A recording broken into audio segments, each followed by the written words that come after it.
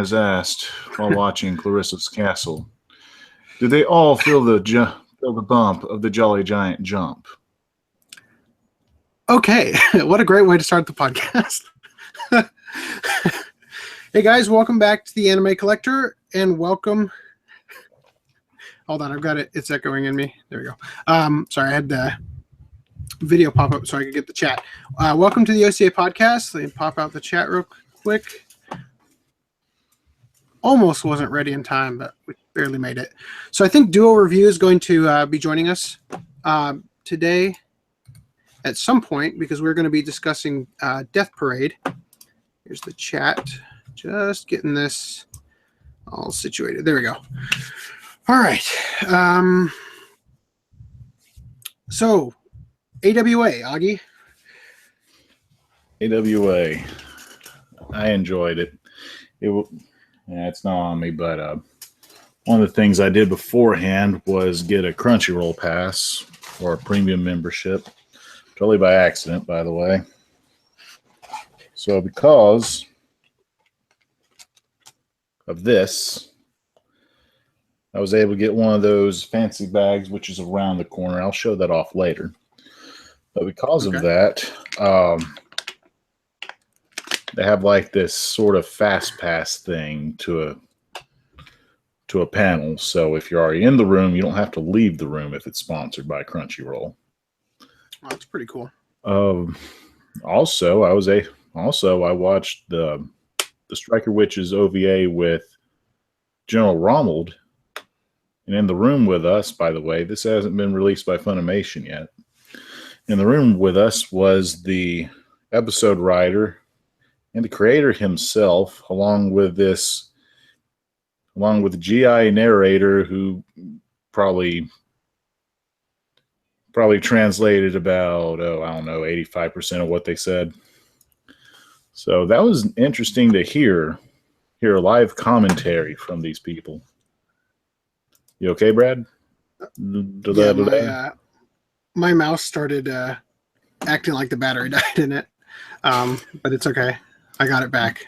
I'm gonna run into the other room real quick and get the charging cable for this mouse.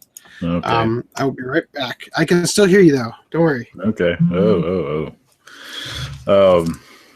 So for the most part, one of the awesome things at AWA, which is Anime Weekend in Atlanta, not to be confused with that wrestling convention in the Mid-South, in the Mid-US, I should say, is what's the wrestling one called? Yeah, what's the wrestling one called? You look it up on your side. I'm telling a story on my side. Okay, go ahead.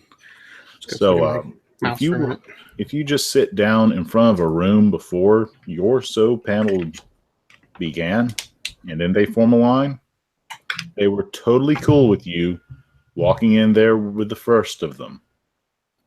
So no. Hey, Duo just popped in. Ooh, hey, Duo. What's going on? Let's see, a white beige. Well, no, that's an eggshell. Eggshell wall, brownish black couch. And this isn't even a couch. It's just this little chair thing that they gave us in the dorm. It's actually surprisingly comfortable though. So. Yeah, that's good. All right, I just want to let you know that we're doing AWA news first because Augie was there this weekend. Ooh.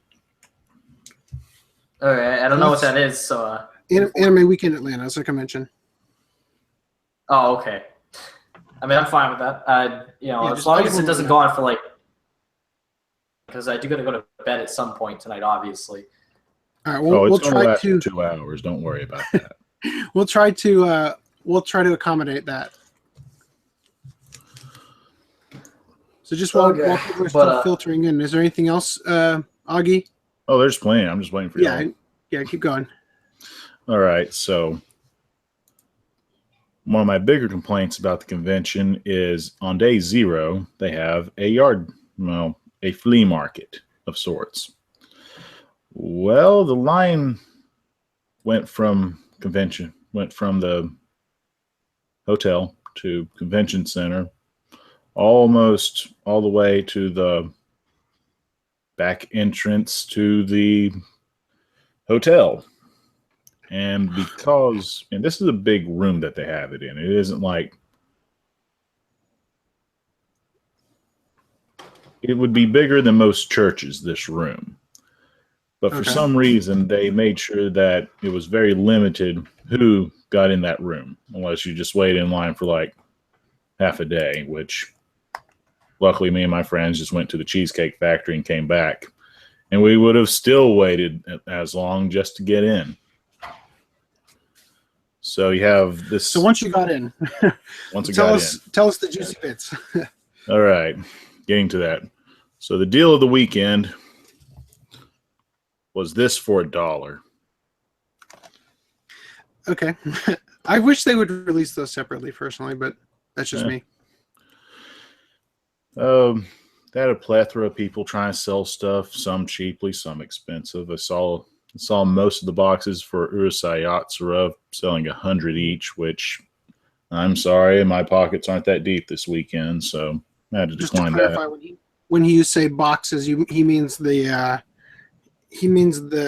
art box that contains like 5 DVDs each, not each individual DVD out of the 50 DVDs. That'd be ridiculous. Yeah. There were some good deals. There were some that I didn't want to split the twins as you were. But one of the upgrades I got was finally this amazing Nurse Nonica chipboard box with a collective sleeve on it. Yeah. So FDD&M says, don't we all hate collections that have 2 separate anime because then you can't properly organize it? I know, right? What alphabetically, where do I put something that has 2 different things on it? Which one's longer? What do you mean? Well, that's like saying what I did for the Ninku Yu Yu Hakusho release is I just bought it twice. Now I have one under W or one under Y and one under N. All right, so panel highlights and dislikes. Yeah, he's right. Anyway, go ahead. I'm gonna take care of this request here from FDD&M real quick. All right. I'm charging this mouse. Why is it not working? Sorry. All right, con highlights. Once again, I killed a voice acting panel, and I was the first one to voice act in it. Nailed the role. It was the scene between Luke Skywalker and Darth Vader in Empire Strikes Back after Luke loses his hand. Nailed it perfectly. Got the wild crowd crazy halfway through it. The Crunchyroll panels that they sponsored were awesome. Once again, you have the concerts. You have what I mentioned earlier about the live commentary and all other such. The Crunchyroll industry panel was interesting as always, but I can't complain. I had fun. Funimation's industry panel didn't really announce stuff in the future. I mean, we just got a better news feed today about My Hime being a full re-release this January, which that was better than most of the news I got from them. Okay. And also from the Crunchyroll booth, I got a Bananyan card notarizer. No, you couldn't hug the big plushie that was there. You can take pictures right beside it. Bananya. Yeah. Oh, let's see. The downsides, aside from the ridiculous line from the trade swap meet, flea market, whatever you want to call it. The Aniplex panel was, oh my God. The male announcer was as stock as you can get. I mean, you can confuse beef stock with this guy. The localization head was there for their Fate Stay Night iOS game. The guy had a shitty personality, but as a friend of mine went and listened to his panel, apparently he went from a team of 10 to a team of 3. So that's probably why. However, his attitude was horrible. Once again, Crunchyroll did that whole thing of, are you dressed up as a popular Aniplex show? Hey, cosplayer, you can go in first instead of this big old line, which isn't worth sitting in because all you need to do is just wait 20 minutes after and you can just walk right in. You were saying that it felt like AWA was becoming the oh yeah, it's turning into Middle America version of Crunchyroll Podcast. Middle America version. The Southeast Conference version of what? Crunchyroll Expo, which I welcome it. Yeah. Shoot, once again, my biggest highlight was sitting there with the creator and episode writer, hearing their dialogue in front of us. That was awesome. Yeah. That was pretty cool. Oh yeah. Can't wait to go again. Surprisingly, the friend that I thought would cause the most trouble turned out to be the most easygoing. So I had a pretty golden weekend. So should I continue with what I got from the convention? Let me just say one thing real quick. So FDD&M requested, I mentioned, I think in our last podcast or the one before that or something, that there's a version of Makoto Shinkai's, I don't remember if it's Place Promise or Early Days or Voices of a Different Star, but it comes with she and her cat, which is the short, not the TV series, but just Shinkai's short. I'm looking it up right now. I'm gonna paste this link into the chat real quick. Are you talking about it looks like, hold on, my mouse. Why is my mouse acting so crappy? Show it again, Augie. You're talking about this, which for some reason has instruction manual for Street Combat, the awkwardly translated, brought over here, Americanized Super Nintendo game of a Ranma 1/2 fighting game that apparently we did not understand Ranma 1/2. What? That's a whole another conversation for later. That's not in my copy. I can never find she and my cat with places. The Place Promise from our early days. All right. Well, let me just say real quick that the one that I know it's on, because it's the one I bought, was the one I just pasted in the link in the chat here, which is the Shinkai Collection that came with Place Promise from our Early Days and Voices of a Distant Star. That one came with the extra feature on it. I'm not sure if it came in the other one because I have seen the other one. The one that I just posted comes with a soundtrack as well. So that's the one I know it's in. You could probably find it on eBay though if you wanted to search for it. Let me real quick catch up on the chat and then we'll speed through our pickups and we'll get into Death Parade and then we can circle back so that because I'm sure Duo has. Oh man, I've been on your camera this whole time. I'm sure that Duo has finals or something, midterms coming up. This week I had one earlier. I do have to go to bed at some point, obviously. Right, of course. So FDD&M says, by the way, I talked to FDD&M the other day. He says that he and his friends have decided that his name is pronounced Fudnum. But where's the U? Oh.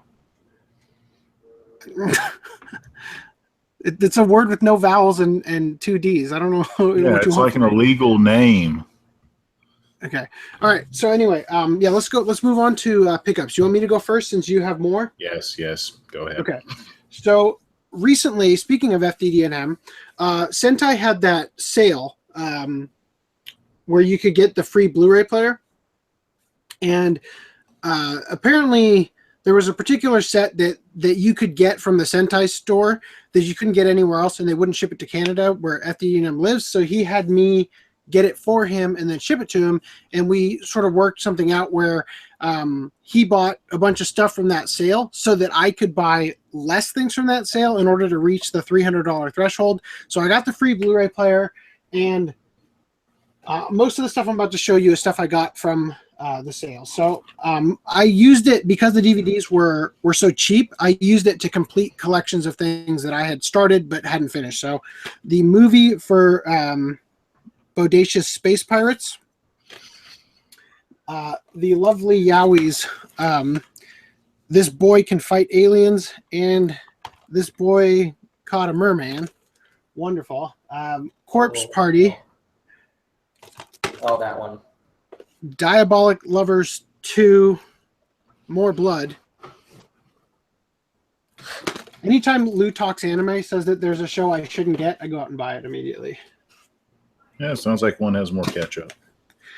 So I just got this literally in the mail today, the Dragon Ball Super Set 2.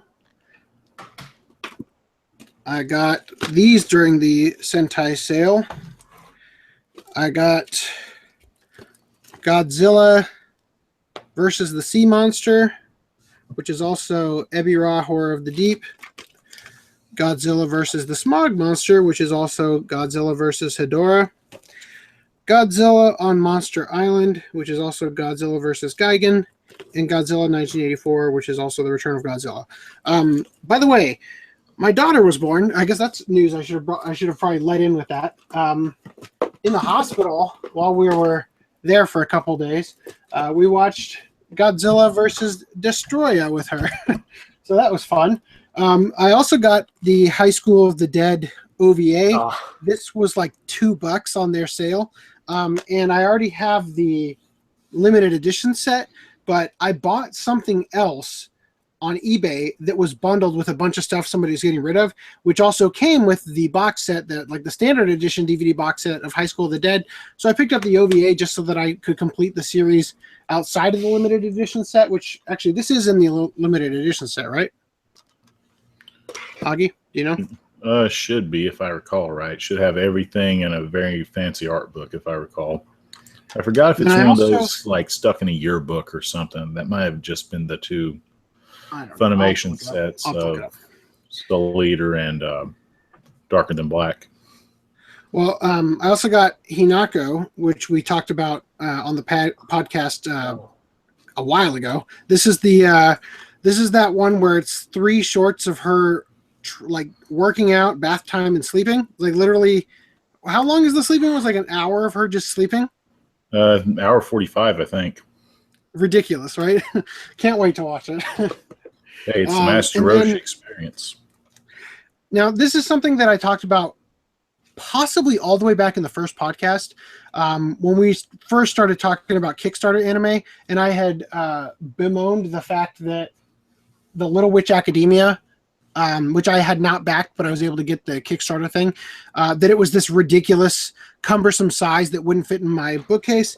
Well, it turns out that was the version like almost everybody who backed it got, but there was actually a more standard version, and I finally picked it up, got it signed and everything in this sweet, slightly thicker than normal pink Blu-ray case with this amazing artwork, this like hand-drawn sketchbook style, and 2 discs. Pretty happy to have finally found this. And then let's see, just for the other things I picked up from the Sentai sale real quick. I also picked up Rosen Maiden. I'm not even going to try to pronounce it. Zurich spelling, I don't know. Who knows? Soft Tenny. This was the most expensive. Actually, the Rosen, these both I think were the most expensive ones I bought. They were about $14.99. And The World God Only Knows, the OVA collection. I also got another Rosen Maiden. I forgot what the other one was called, but Sentai had it got damaged in the shipment, so I sent it back, and they're going to replace it. Anyway, almost done. So Augie already knows this, but just so you guys know, there's a woman who contacted me over Facebook on my Facebook page looking for help selling her neighbor's anime collection because there was just so much stuff. It was really overwhelming. They didn't know how to deal with it. So they reached out to me, and I helped them sort of right off the bat know what was worth selling and what was worth, maybe selling as a bundle or just tossing all together because they had a bunch of stuff that was, let me just grab one.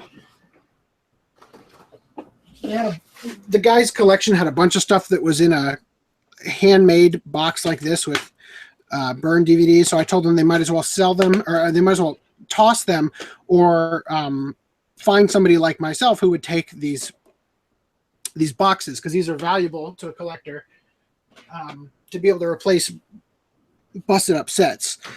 So anyway, in response, like as a thank you for helping her, she sent me at my request Requiem from the Darkness. This is the Digipak set, which we were looking, Augie and I, to get before. This is the Geneon set, by the way. There's also a Discotheque set. We were looking to get this for the Halloween podcast, which is the next podcast. So we got this Saint Tail volume. I think it's 1, 3, 4, and 5, and Magical Project S. And I think that concludes what I picked up. I also want to mention that you may have noticed I'm not wearing my normal crappy headphones that keep falling out of my ears. I actually got some Apple AirPods. This is the little charging station. They're fantastic, by the way. I don't want to talk about them too much, but I'm just going to say that the sound quality is so much better than I ever thought headphones could be, that I think that the price was actually completely worth it. No, I'm just saying that. Anyway, so Augie, why don't you go ahead and show yours, and I'm going to catch up with the chat real quick. All right, 2 bits of other bad news. One, I took a gamble, but oh well. At the Sentai booth in the vendors hall, they did not have the sale going on that one day at AWA. Oh well. And the other, I'm eating crow on this, but I was not able to find Detroit Metal City live action. Yeah. So I'm just going to adjust the chat real quick. FDDNM says that the limited edition does come with the OVA. And he also says that his Hinako copy is not coming out until next month on Amazon Canada. Yeah, I was actually kind of surprised mine came so quickly. I don't know if it was actually supposed to or not, but anyway, so yeah, I'm not wearing my normal. Yeah, my newer. Yeah, FDM says that I wasted money getting the Apple brand because they're so expensive, and a cheaper version would have worked. But I don't know. I'm not actually like an Apple fanboy. Like, I'm totally boycotting the new iPhone. I hate the facial recognition stuff. I'm just not on board with that. I hope enough people don't get it that they end up not going that direction with whatever they come up with after iPhone 10, which you think it's a little bit weird that Microsoft went with Windows, 7, 8, and then skipped to 9 and went to 10. And now Apple's doing the same thing with the iPhone. But anyway, I'm just gonna say that they're great. They work like remarkably well. Like, the sound quality is so much clearer than it is listening to it without headphones or with any other type of headphones. And they're really light and really comfortable. So I'm just going to say they're great. I actually included them. I meant to mention this earlier with Requiem of the Darkness. Something I'm going to start doing real quick. I just want to mention this before Augie goes on to his thing. Something we're going to start doing with the podcast when possible is I'm going to include links in the description when the podcast is launching, so that you guys can go in and have affiliate links that are associated with the channel, so that if you decided you wanted to buy Requiem of the Darkness, because for instance this might be something we're going to watch before the next podcast, that you would be able to help fund the channel if you decided to get it on Amazon, because the link will be there. You can click on it. If you decide to buy it there, it'll, at no extra cost, you will send a little money back towards the channel. And for instance, something that we did recently before AWA is we actually made Augie some business cards, and I'll let him talk about that. But in doing that, we were able to actually sort of get the podcast going in a sort of we have some opportunities that came up because we actually took the time to do that. So money that comes in through these affiliate links can help us to improve our equipment and to do things like such as these business cards, or for instance, we're getting a logo worked on right now to represent the Open Chest Anime podcast and all that. So I just want to let you guys know that that's going to be there. Again, you don't have to feel like you have to do it. I would, if I were you as a collector to collector, I'm just going to say, if you can find a better price available on another site, go for it. Don't feel like you have to. But if you were going to buy something on Amazon, the links will be there. Anyway, Augie, why don't you go ahead and Duo says he has his own pickups. Augie, why don't you go ahead with yours real quick? All right. as a review, deal of the weekend. This for $1. Upgraded Amazing Nurse Nanako. Right, but what was on the double pack? Consent in 5 numbers. Do you have Coffee Samurai? I have 2 versions. I have 2 copies of that because I mistaken it for that. Oh. Okay. All right.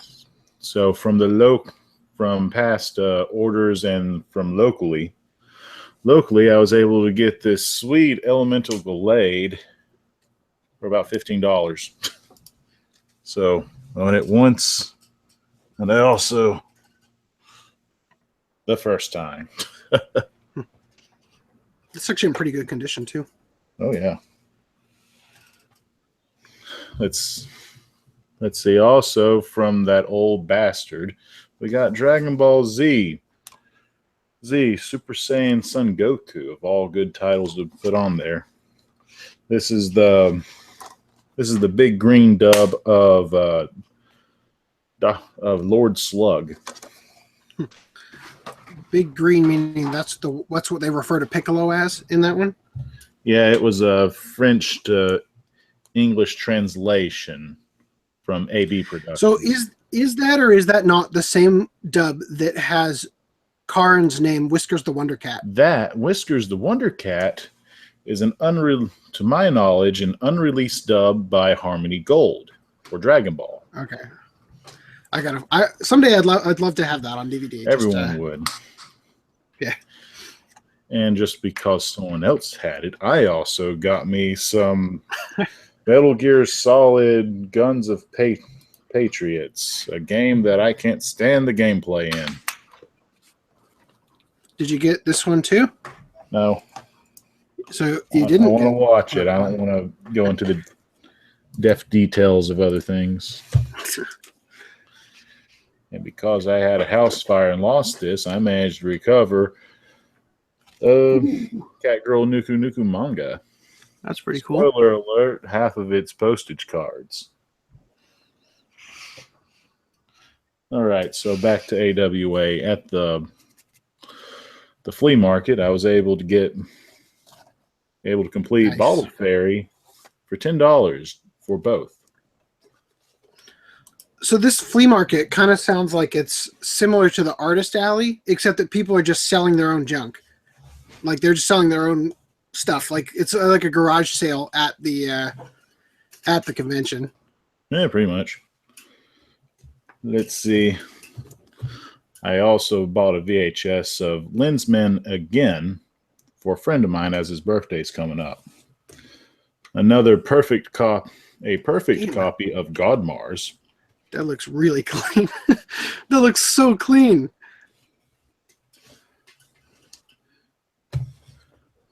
The Steamline Pictures dub of Akira, which I'm not sure if Funimation released both dubs or if it's one for their re-release. I don't know the original release of the DVD.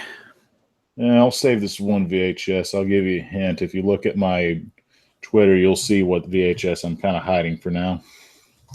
Macron 1. Apparently there's like a music license that's keeping this 60 minutes of fun for us to legally get it onto DVD instead of going to your old drugstore and have them make a copy of it for you. And if I recall this right, this RoboFormers is a high definition of a skinny. I just forgot which one it's called. Probably the Starfire one. So up next for it, from the flea market, I got different DVDs or preview DVDs, mostly New Type and whatever in the world Otaku USA is. So for New Type, we have July 2006, July 2007, May 2007.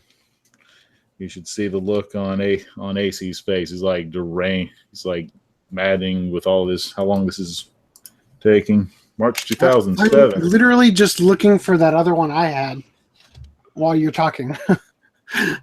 I'm looking. I forget what it's called. The one that ADV used to have, the Advocate program or whatever. They used to have their own version of the new type. Here it is, right here. Anime Advocates. I was looking for this. That's all I was doing. Well, February 2005, and at some point they released a promotional episode of Majin Kaiser. That takes care of that madness. Now, on to what I got at the dealer's room. Out of the way, the Blu-ray DVD combo of Kaiba. Show that took a long time to get over here, and it finally happened. Psybuster, which apparently the reason why they changed it from a C, I have no idea if that's the correct C or not, to a P is because it might flip when the video's done, but currently it looks fine to me at least. Okay. People just say it's cheap. P to C because the Japanese licensor wanted that change. One I've been waiting for 10 years is Charge Man Ken. Hashtag at Doc Sane. Also, The Adventures of the Little Prince. Now, what's strange about these is that both of them are from Knack. But behind the DVD, you can clearly see Knack over here somewhere. But for the Little Prince, Knack is like barely seen right here. So I have no idea why the production. All we're seeing is a reflection here. Of me in it. How about now? No, I can't see what you're talking about. All I see is myself. Yeah, well, these are squeaky clean copies. They're in the shrink wrap still, so. Yeah. What I do is cut the top, pop them out, cut up, then there you go. Soul Link. Well, I've been curious about just out of nowhere. Magical Cannon.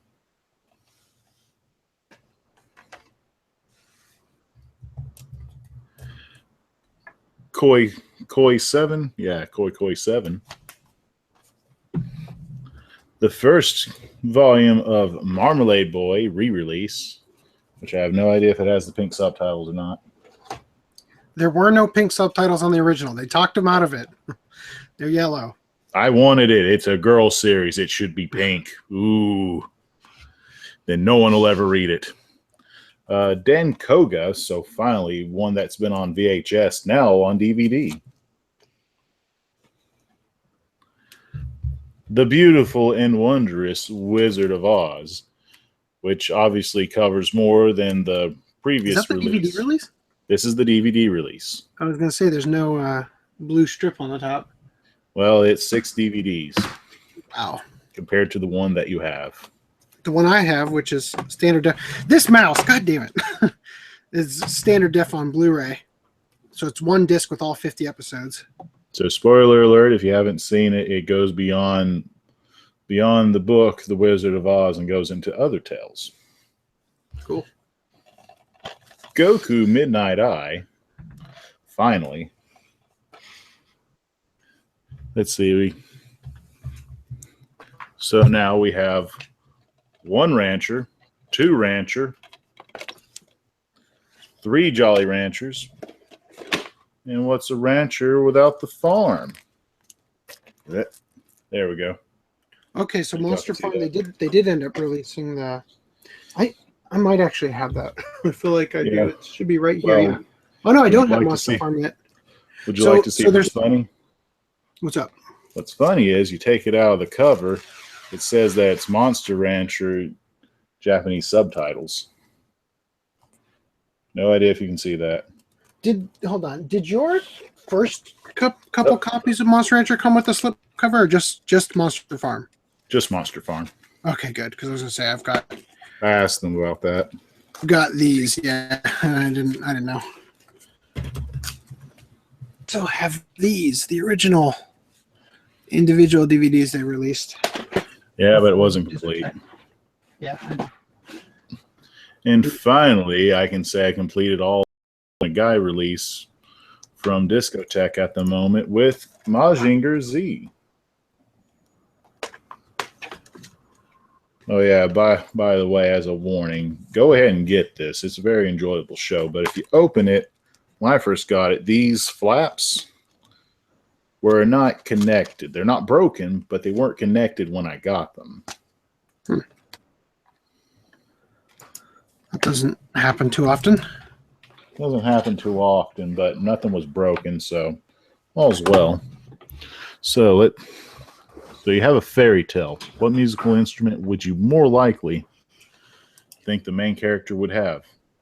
A flute? A violin? No one plays the sweet potato. but through a journey through fairyland, he plays an oboe. Okay. At least it wasn't a blasted French horn. Also, Nutcracker Fantasy, another voice acting role from Christopher Lee snuck in. And that is done. Well, didn't you also get? Yeah, I was going to say. say. We got some tricky with Captain Harlock SS Sticky. Ooh. And finally, Arcadia My Youth. I now have the trilogy of these releases all in one now, making this the third. Let's see. From Media Blasters, aka Anime Works, I finally got the dub release of Rio Rainbow Gate Reshuffle. Jinbei Chan Recharged. Chan. Juden Chan? Juden. Yeah, Juden. And World War Blue. Nice. We should just watch that instead of Boogiepop Phantom. And if the comments say do it, we'll do it. That reminds me, I got to pull up the Twitter poll. Also, and last but not least, I finally got my hands on some Love Lab. Ooh. And because of this collectible Garfield, I made my promise. Got a hard release of the DVD.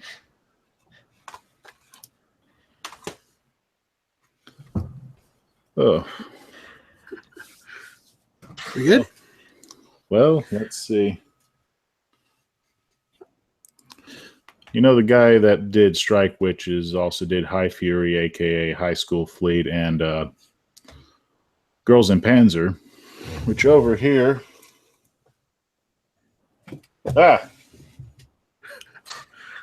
Soaring like Superman is Miho, the Sega UFO plush. All because I want to know how in the world they got a Shaggy Bob to work on a plush. And that is all for now. All right. Let's let Duo do his and lead us into our discussion on Death Parade so that we can let him get some sleep. And then we can circle back and retouch on anything. But real quick, let me just go through the chat. FDM says that his Blu-ray copy of Akira has both of the dubs on it. And he says that you screwed up in getting the DVD of Juden Chan Recharge because it apparently has broken audio. Keep reading. He now says, how come after I got my Loki Ragnarok, he notices that you have the art box in the background? What else does it say? Okay, so Augie commented in response to the broken audio that it's called English. Yes. I guess we can. I would debate that what I upgrade would be the box set of the week, but since he's mentioned it, the Mythical Detective Loki Ragnarok box set and all of its glory, which I doubt this is clean, but it sure looks like it. Incredibly boring. Yeah, some people say that, some don't. With let's see, 7 DVDs inside. Side that looks more like fairy tale books going across. It's a good looking box set, that's for sure. Oh yeah. I've got the thin pack, which I don't really care for. Right here. This is what the thin pack looks like.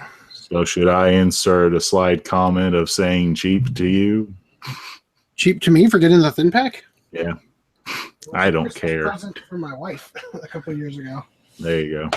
Anyway, so let's let Duo do his intro to Death Parade and whatever he wanted. Stuff he wanted to share, he says. Your turn, Duo. Well, first, I don't have nearly as much to show because I don't have that much money. And I wanted to ask one thing real quick. You bought Himoto Maruchan. Do you actually like that show, or did you just buy it just because? I really do like that show, and I'm glad that the manga is coming out soon. And I'm looking forward to watching R somehow, some way. Dude, that's like my least favorite anime. Not the worst I've watched, just my least favorite. Huh. Hey, it's different things in my mind. Hey, it's not watching a screensaver for hours. Yeah, I was going to say, I always love it whenever somebody says, that's the worst show I've ever seen. It's like, you have not seen enough, my friend, because there are millions of shows that I've seen worse than that. Anyway. Oh, yeah, I know. My least favorite is usually just something that I expected more of and then was disappointed when I watched it. So that's why I also have Charlotte in that list, even though technically it's not nearly as bad as other stuff. I didn't like the pacing to that one. I heard apparently the studio does bad things to its characters, but I just didn't have the patience for it. Yeah, Charlotte was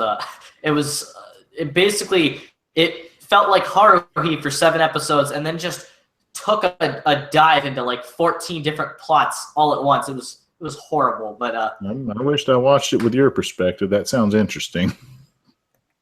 It wasn't a good thing. I watched it after what ended up being my favorite anime of all time, and I used it to try and fill a hole, and that was a bad choice because first of all, you should never do that. But second of all, I didn't like it at all. So, anyways, the podcast freak out. I just joined the podcast with my other computer, so in preparation for new stuff after Death Parade. Anyway, nobody outside the group that's currently in the call can even see it, but I'm just letting you know there's another person in the call. It's just my other computer. Anyway, go ahead, Duo. So you have pickups you want to share? There's only one that I can actually show physically. It was a bit ago, but I picked up Metroid Samus Returns, the 3DS game, because this franchise, it's one that I've avoided. It's like one of the main Nintendo franchises I never really. And then when they announced 2 new games recently, I'm like, well, okay, fine. Let's just buy it, see if we like it. And I'm near the final boss at this point, and I've been pretty much obsessing over it every minute I can. So, needless to say, it was a good choice. Have you played the originals? Have you had a chance to play the originals for Super NES and whatnot? I played a little bit of Metroid 2 for the Game Boy. Actually, no, not a little bit. I got to half of it. It wasn't very good. Let me spoil it for you. You're about to beat Metroid 2 because what you have is a better remake of that game. Oh, I know what it is. It's just like, it's funny because that's the only other one I've spent serious time with. I've played like an hour of Metroid Prime at somebody else's house. I played a little bit of Super Metroid. I got halfway into that game. And then I got stuck in it like 5 times, and after a while, I don't have time to finish this. Yeah, I was gonna say Super Metroid has like no instructions whatsoever with it. It's so you have to figure everything out on your own, and it's really rough, but it's fun. It's rewarding because of that. I prefer Fusion over Super Metroid, but the one part that I'm stuck in Super Metroid is the one part in Super Metroid that I'm stuck with, and it shows you how. It's that long cavern that you have to do the tedious wall jumps, then the monkey ledge. I can't seem to do it. They have like an animal that is programmed to do the action you're supposed to do, and you're supposed to copy it they don't even tell you, like, copy this guy, and he just keeps doing it, and you're like, what is this guy doing? I played it on a ROM when I first played it, and I had to do it with my keyboard. So difficult to do that button combination with a keyboard. Anyway. I only got up to the Ridley boss fight, and the Ridley boss fight, it was literally unbeatable for me because I didn't have enough missile tanks. And at that point, I'm like, I do not have time to go through the rest of this. And so I decided, I'm like, you know what, no, I'm going to pick up Metroid Samus Returns. And, that one seemed a little bit more streamlined to explain it to somebody who's never played one. So I'm glad because it's slightly more linear, but it's also, there's a lot of exploration going on in it. So it ended up being perfect to introduce me to this on the Game Boy. But other than that, I've been playing Danganronpa V3. I don't have a physical copy because, whatever. But it is digital. I guess you could buy it on PS4, but I don't have that. I don't know if you've ever played the Danganronpa games or watched the anime. The anime is not as good. But the game so far has already managed to outclass the first game in one case. That's exciting as shit because I don't want to spoil anything. Somebody might actually want to play it in the chat, but the first case has a big plot twist that I wouldn't have ever expected. So, and then other than that, Twitch, but I don't know. I don't know anything about it other than that. I'd say it's worth going through it. It's just they're long games, like really long games. And I don't really think this counts as pickups, but I've watched a couple things recently. First of all, I finished Parasite. I need to freaking finish the video that I've been working on for it. Do you want to give people really a hint of what it's about? Basically, I went in and figured out every single one of the mysteries involving the parasites that the show itself doesn't answer because I was really interested in finding out what they were, how they came to be, and everything like that. And let's just say I found a lot more answers than I expected. Cool. So, all right. That's generally that what reminds me. Hold on. Before we get too far into this, I got monetization back on my Death Note video. Oh yeah, I know. I saw it on Twitter, and it's funny because that video got a lot more attention than I expected. In the last podcast, I kind of shamelessly asked for help getting that back, and I didn't break the threshold. Just so that everybody watching knows, I didn't break the threshold of 1,000 views over the course of 7 days, but I think that YouTube has a separate, not like a category, but they've got like a separate threshold of things you have to do in order, your video has to perform a certain way for them to actually go in and look at it, and that they just tell the user base that it's 1,000 views in under 7 days, because if you were to get that, you'd also have reached whatever the other threshold is. I think it has something to do with watch time. So anyway, I managed to get through it, and I got monetization reinstated. So I just want to thank you guys, everybody who helped me in the last podcast to tip me over that point. It's awesome. I actually got monetization back the night before I had to leave for my wife to go get for our scheduled C-section. Wow, I just got the notification that the podcast started. Yeah, I know the fantastic feeling. YouTube. Anyway, so much for ringing the bell. So yeah, I just wanted to thank you guys for that and make sure that everybody knew that that's been taken care of. We managed to get it back. I was actually if it hadn't been fixed until now, I was just gonna say whatever. I'm not even gonna worry about it. I'm done with it. Can't waste any more time on it. But we managed to do it. So I just want to thank everybody. Anyway, so let's get back to what you were saying, Duo. Okay, at first, I want to say you should check out the podcast because it's got pretty cool guests. Finished Parasite. I ended up enjoying that one quite a bit. It wasn't perfect. There was some problems with the ending that it felt really not like that he left, but more just like some of the lies the show tried to tell. Again, my theory will talk about that. And then I also had to watch a couple movies for my Japanese pop culture class. So I watched the original Godzilla. I didn't like it. It was really boring. I watched which version of that? Yeah, the Japanese version, not the American. See, you have to watch the crappy dub. That's the only way to enjoy the original Godzillas. Hey, to enjoy the original Godzilla, you gotta enjoy the really crappy 70s colorization, which adds ridiculous things for no reason. Yeah, I didn't like it. The funny thing is I know the film was supposed to be like this, but it was pretty much 90% not involving Godzilla. It was just like people. Mm-hmm. Although I also got to watch two other films, and one of them was Godzilla and Mothra and blah, blah, blah, all up monsters attack, which was exactly what I'm hoping. Yeah. Just nonstop monsters destroying stuff, and it was great. I loved that. And then there was Godzilla Resurgence, where it was like, hey, you want to be in meetings? You want to watch a movie about meetings? That's the movie. That's it. Nothing happens. Yeah, see, after the first Godzilla, they're like, hold up, people really responded to things getting destroyed. Let's go with that for the sequels. Yeah. That's pretty much what they did. So, you also saw Grave of the Fireflies recently. I'm going to mention that in a second. So I had to sit down and watch it, and I had heard a lot about it, and pretty much I knew the whole plot going in. And if you're wondering, first of all, no, I did not cry. It was a little depressing, but it didn't really make me cry. It was surprisingly well done and didn't go down the route I expected.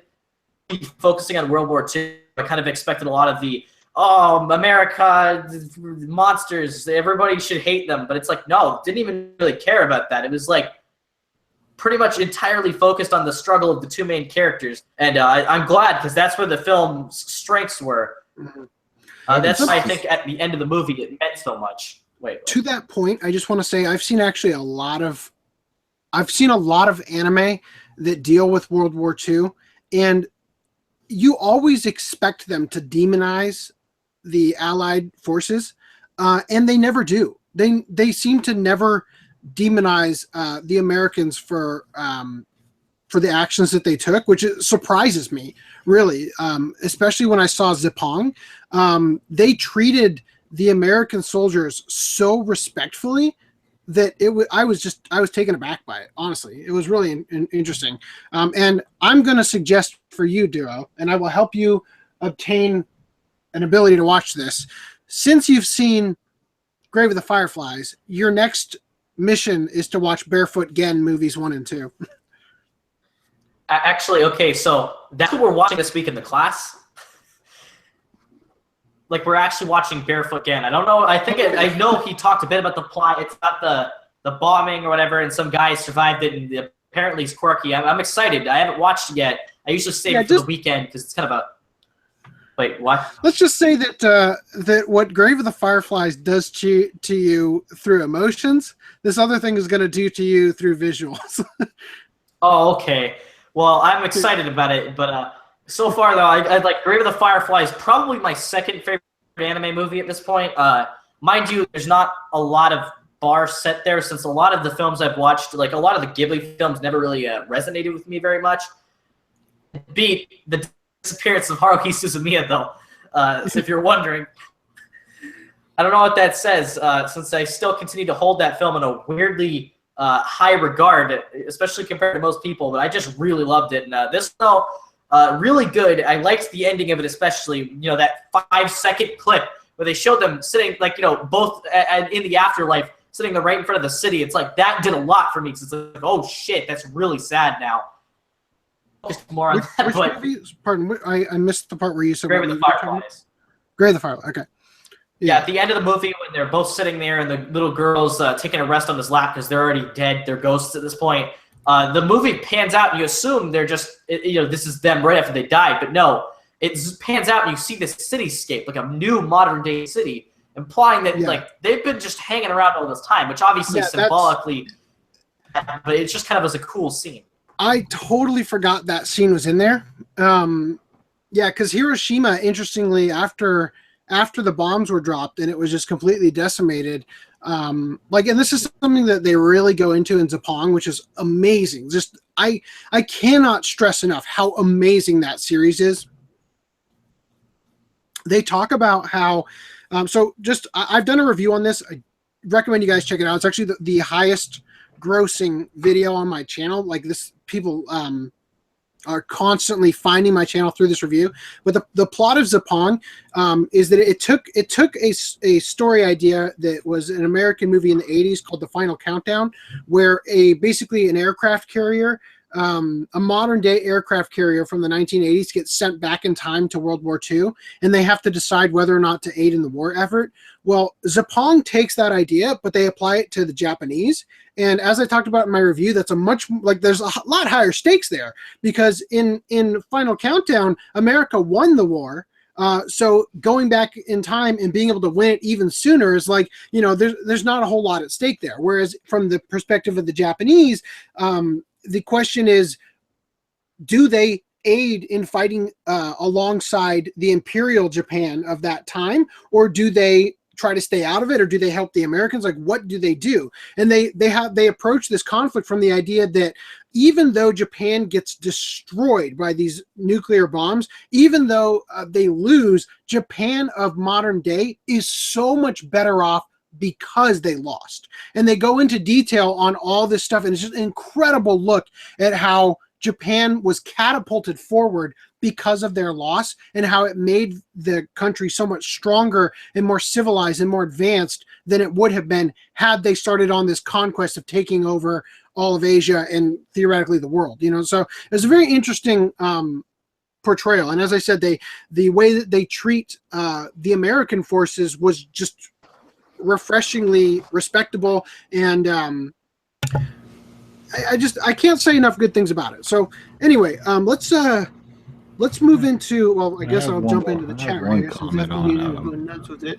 On Grave of the Fireflies. I haven't seen it, but from what I've read, how have you not seen it? I own it. I haven't seen it. It's simple as that.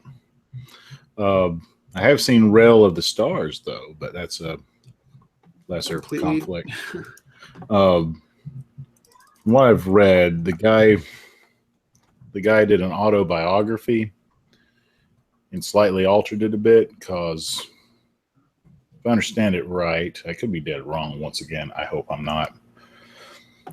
After the bomb attack, his little sister was suffering, so to rid her of the pain, he had to kill her, and he had to deal with that through the rest of his life. So he wrote this book, or this autobiography, which was later found and animated by the Takahata guy. Mm-hmm. So that's all my take on it. For Parasite, did you also watch the 2 live action movies? I did not. I didn't watch the Parasite because wait, you mean for Grave of the Fireflies? Parasite. Oh, I haven't watched. There's also one for Grave of the Fireflies. Oh, okay. Good. So I've seen like random images from it. I didn't know if it was like a fan art thing or if it was real. So apparently there are live action movies. How are they? There's 2 live action movies that premiered way before the anime happened. I haven't seen them yet. I believe it's either ADV or Tokyo Shock released them. But wait, they came out over here? Yeah, they're over here. Okay, I'm gonna buy those right now. Okay.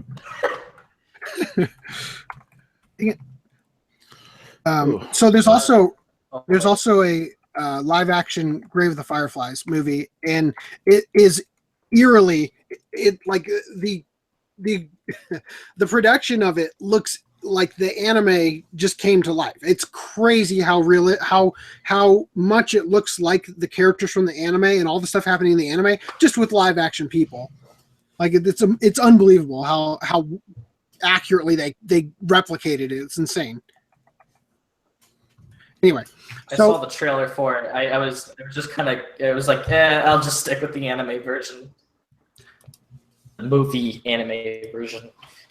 But I don't know, with Parasite, the only thing that like I would suck about that is there's one of the tracks in the OST that I've come back to listen to a lot. It's I think it's titled "Next to You," and it's a piano track.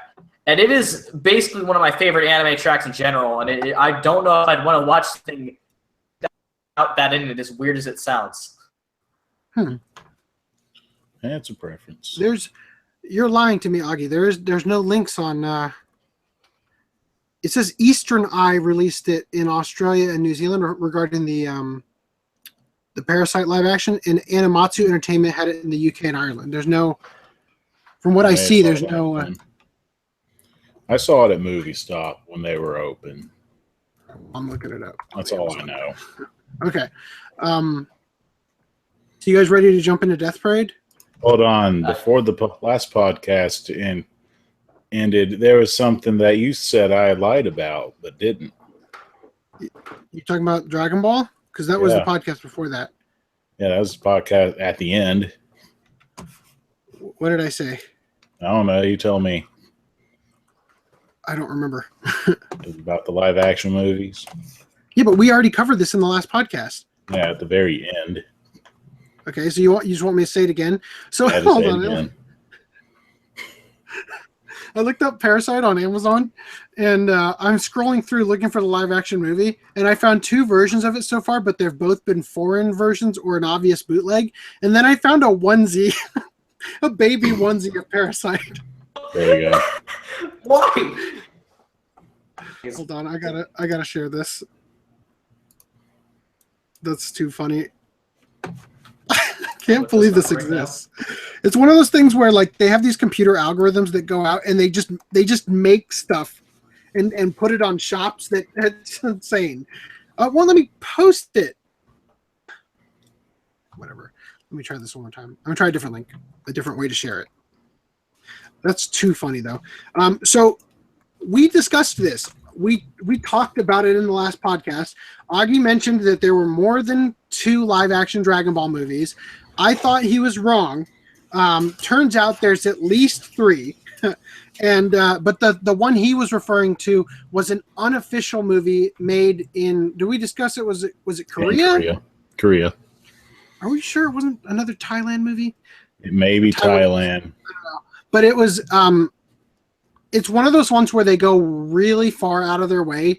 Like it's so when Duo and I watched Death Note, we kind of talked about how it's an adaptation. This was not an adaptation. This was, let's make everything from the anime real, right? So they have like Puar is a plushie in this live action Dragon Ball movie that they just kind of like, you know, they're just like holding it in front of the camera and doing little voices from like, they're basically puppeting it. And it's not even a puppet. It's literally just like an official stuffed animal from the series that they just have behind the camera. And in the podcast last week, or the last podcast, I showed the cover and showed that there's artwork behind the live action character on the unofficial release of this unofficial movie. And it has Dragon Ball, Dragon Ball Z, Dragon Ball GT, and Dragon Ball AF characters in it. Oh my gosh. Anyway, let me okay, I got the link to post if you guys want to check it out. It's in the chat for the video. I'll post it here for you guys on the chat for the chat. Anyway, so are you satisfied, Augie? Are you satisfied? My ego is bigger now. All right. So I'm gonna just grab Death Parade so I have something to hold on to because I like to talk with my hands. I'm going to laugh one day. You're just going to do the whole podcast as Sock Puppet Show. Here's the version of Death Parade that I have. It's the Funimation Limited Edition. It's a nice, sturdy box set. Here's the version everyone else has because they bought it at Walmart like me. Yeah, I'm glad I got the one I have. So, Augie, look at FD comments. Should we wait to address these, or should we start with them? You want us to make up voices to make his own voice, or? No, I want you to just look at it. Don't have to read it out loud and tell me if we should address them now regarding his opinions on Death Parade, or should we wait and address them after we start talking about Death Parade? After we start talking about Death Parade. Okay. All right, so let's do our intro to Death Parade. So first of all, have you guys both seen Death Billiards? Yes. Duo?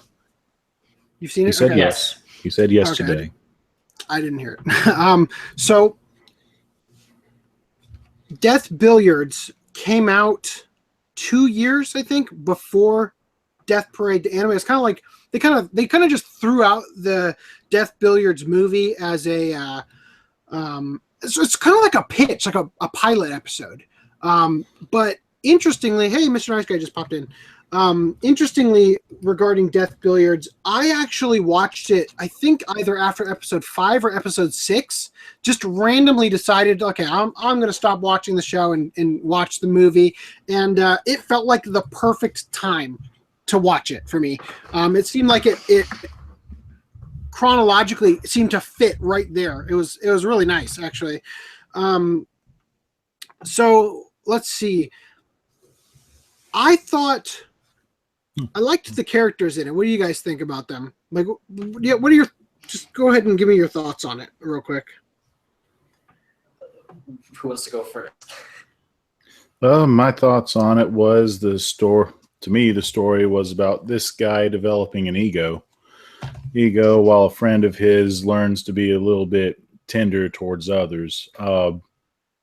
I liked it. I've seen other variants, like I said before, and I'll stick by it. I've seen other variants that do this sort of storyline, but probably a little bit better than how they did it. It was still interesting. The opening pretty much brightens up the mood before you go into the story. I like the anthology. I like the anthology story structure. You have your main problem with what's there, then the side story in the background. Mm-hmm. It kind of pieces it together. Don't understand the God character, but oh well, I guess he has his moods. So let me ask you this real quick. What was your favorite game they played? For me, the air hockey one, or what do they call it? Death Rally. That doesn't matter what they called it. So they had darts, bowling, twister, air hockey. But not Trump. Yeah. They had Old Maid. That was supposed to be the Trump card. Maid. Oh, that was the Trump card. Yeah.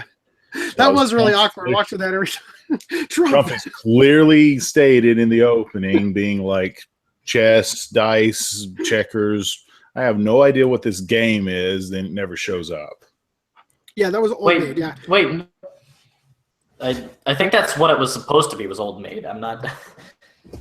Well, they in the opening they're showing the cards and it says Trump as in Trump card. Like this is you're playing your Trump card, right? And Augie didn't understand. He didn't make the connection. I think where that was what that was intended. I thought it was some weird variant of backgammon where somehow in the middle you play ping pong. Well, it's kind of funny because I never actually ping pong was another game they played, wasn't it? Oh, they also had the arcade game. Game. That was a fun episode, by the way. I bet they had a lot of fun making that. But I feel like I interrupted you, Augie. What were you? Favorite game and opinions on the show. Yeah, you said you didn't quite get the God character. He was really bizarre. Yeah, he seemed unneeded. I bet if I haven't looked in the background of it as like I would usually, but if there was a light novel or manga, then the manga would have to last more than 4 volumes for me to pick up. But I would be interested in reading to find out a little bit more about these characters. Yeah. Well, let me just say my thoughts on it. I thought the story took a very interesting,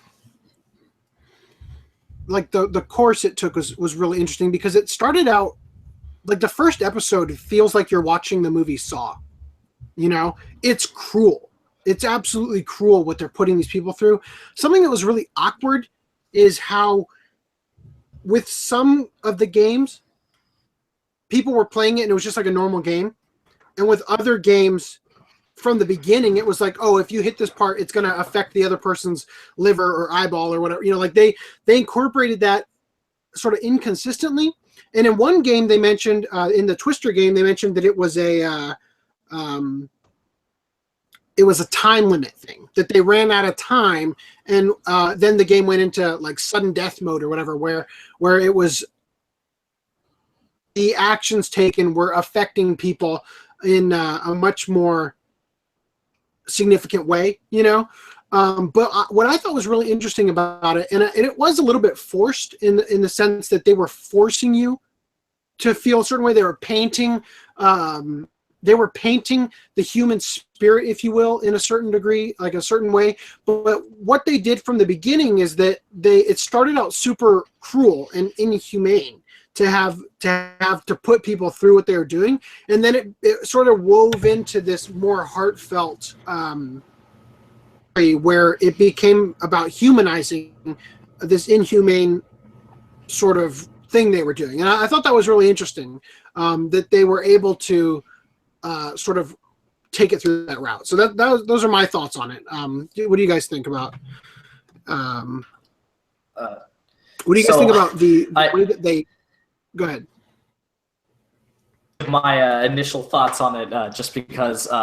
So obviously, considering I was the one who was pretty much pushing for this to be shown, I do genuinely like it.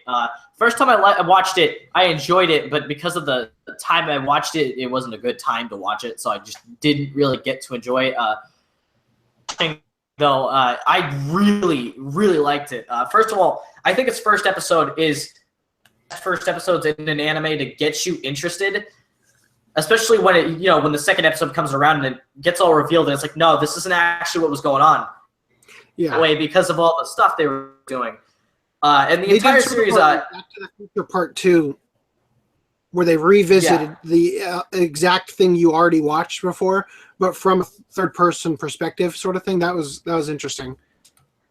Yeah, and I think the show, what I liked about it is it started off in a way that was like an episode by episode minor plots. You know what I mean? It would just focus on the individual people, building the other two characters, the ones which were Decim, and I don't know why I can't remember her name right now. It's been a couple months since I watched it the last time.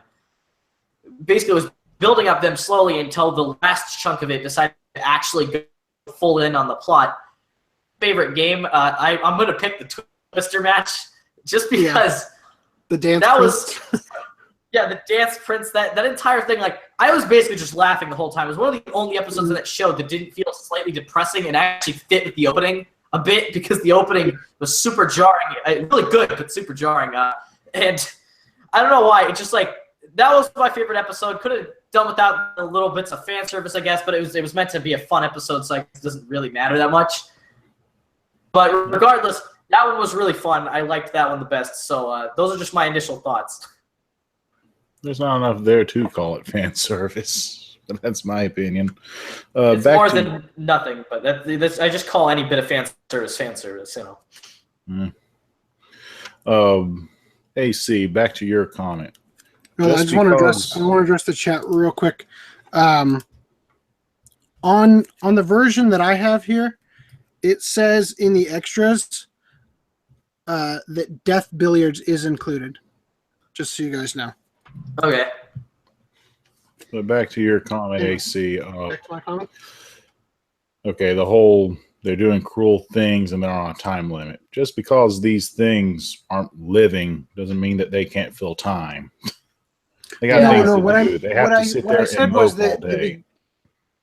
What I said was that at the beginning, they, like with the dart game, from the very first dart that they throw, when it hits the board, it affected the other person. Right? So it hit like, oh, my stomach felt like I got pierced by a dart because you hit the part of the board that was affiliated with my stomach. Right. You know? So from the very beginning of that game, the consequences of hitting the target were affecting the opposite person. Right? But then later on, there were games where it was less direct, you know, like where the people, first of all, at the very beginning, the people that were included in the match together, because it was always a one-on-one game.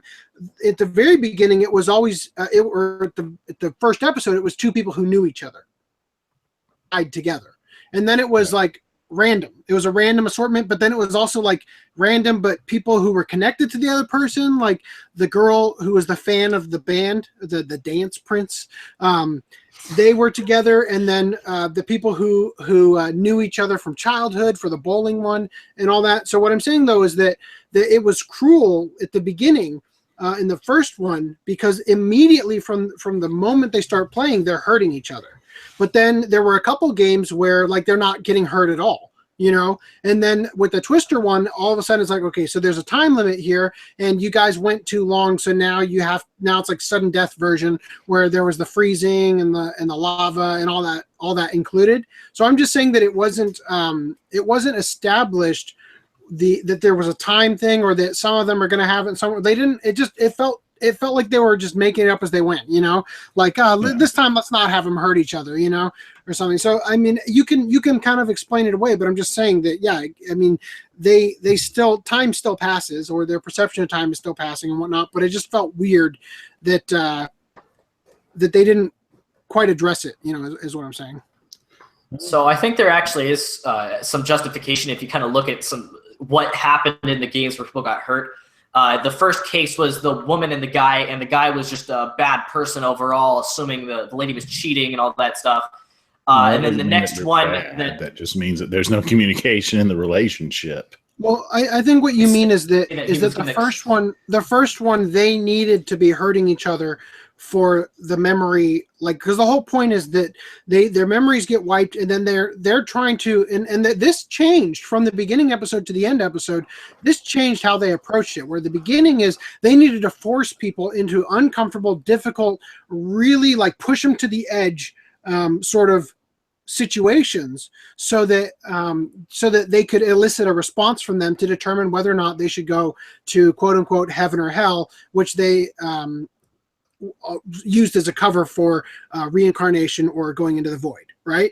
So I understand that it made sense that in the first one they would need to, or it was appropriate, let's say, for them to treat these people the way they did and immediately have the match with the darts and everything, that it might have been catered to the specific people and their relationship to each other. But I'm just saying, like, it felt like they were bringing it in at times. Let me back up a little bit. What I'm saying is that in the very first episode, they established that people are hurt right away. Then in the next couple episodes, they show some people where they have like their organs and stuff maybe on display, but then there's no pain involved. Like, for instance, in the bowling episode, they could feel each other's heartbeat through the bowling balls they were using, but other than that, it never really did anything. It's not like they actually got hurt when the balls were thrown. You know what I mean? It's not like the pins weren't associated with different things or anything. It was just the ball, and it was just like, so I'm just getting at the point that they established in the first one that people are getting hurt, and they had other ones that sort of showed you that these things were connected, but they weren't, like, the stakes weren't as high. Let me put it that way. And it felt inconsistent. Oh, well, I still wanted to finish my point because I never actually got to. A lot of the ones that had the dangerous implications, like things that would happen, were the people that were slightly more serious. Like, they caused a more serious problem. Like the bowling people, there wasn't really any, like, they weren't bad people. They didn't do anything bad. Whereas, for example, the Twister one, the guy was a cheating kind of douchebag. With the two murderers, I don't even think there's no argument that, of course, they're going to have the one that hurts them. First two people, the guy was being so like, basically he was assuming that she had cheated, and that was what caused their death, because he was being kind of an ass about it. Now, mind you, I don't think that one's as severe as the other two. Is that I think they, depending on the situation, like the type of people, what they did, is how they framed the games. So that's why the old lady at the end, she got a card game that had nothing at all. It's actually a really happy one. Yeah, she wasn't nearly as bad as a lot of the other people. When the deaths were, let's say, homicide or malicious intent related, that raised the stakes in the games. I assumed. Yeah, I can see that. I'm just saying. I agree. I'm just saying that it felt like they could have explained offhandedly, at least, a little bit more. That's all. Let me give a retake as to what y'all just explained. Well, first, my opinion. With the story structure, how it's set, it's both a mystery, and two, a thriller. So you have that aspect of a story right there. The part that seems to be throwing y'all off is these gods or higher beings that should know all or can see all. Do you guys remember what their job was called? Arbiters. Arbiter. Yeah. Thank you. So you have this being this all-knowing these all-knowing arbiters trying to reveal to you the audience, what these people have done, and they can't remember it because of the shock of how they got to there, which is their job. So you have that combined with that, it's going to throw you off, because why in the world would you build up if one person already knows everything, while whole point of the show is these victims or these people are trying to figure out what's going on. Right. But at the same time, they don't really, except for 2 or 3, they don't really develop the arbiters that well.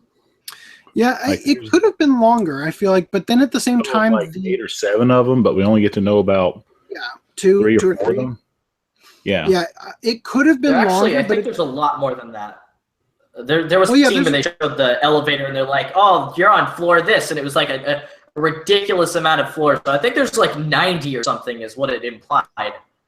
Well, considering the fact that they said that like 2 people were dying every second, on average, they kind of needed.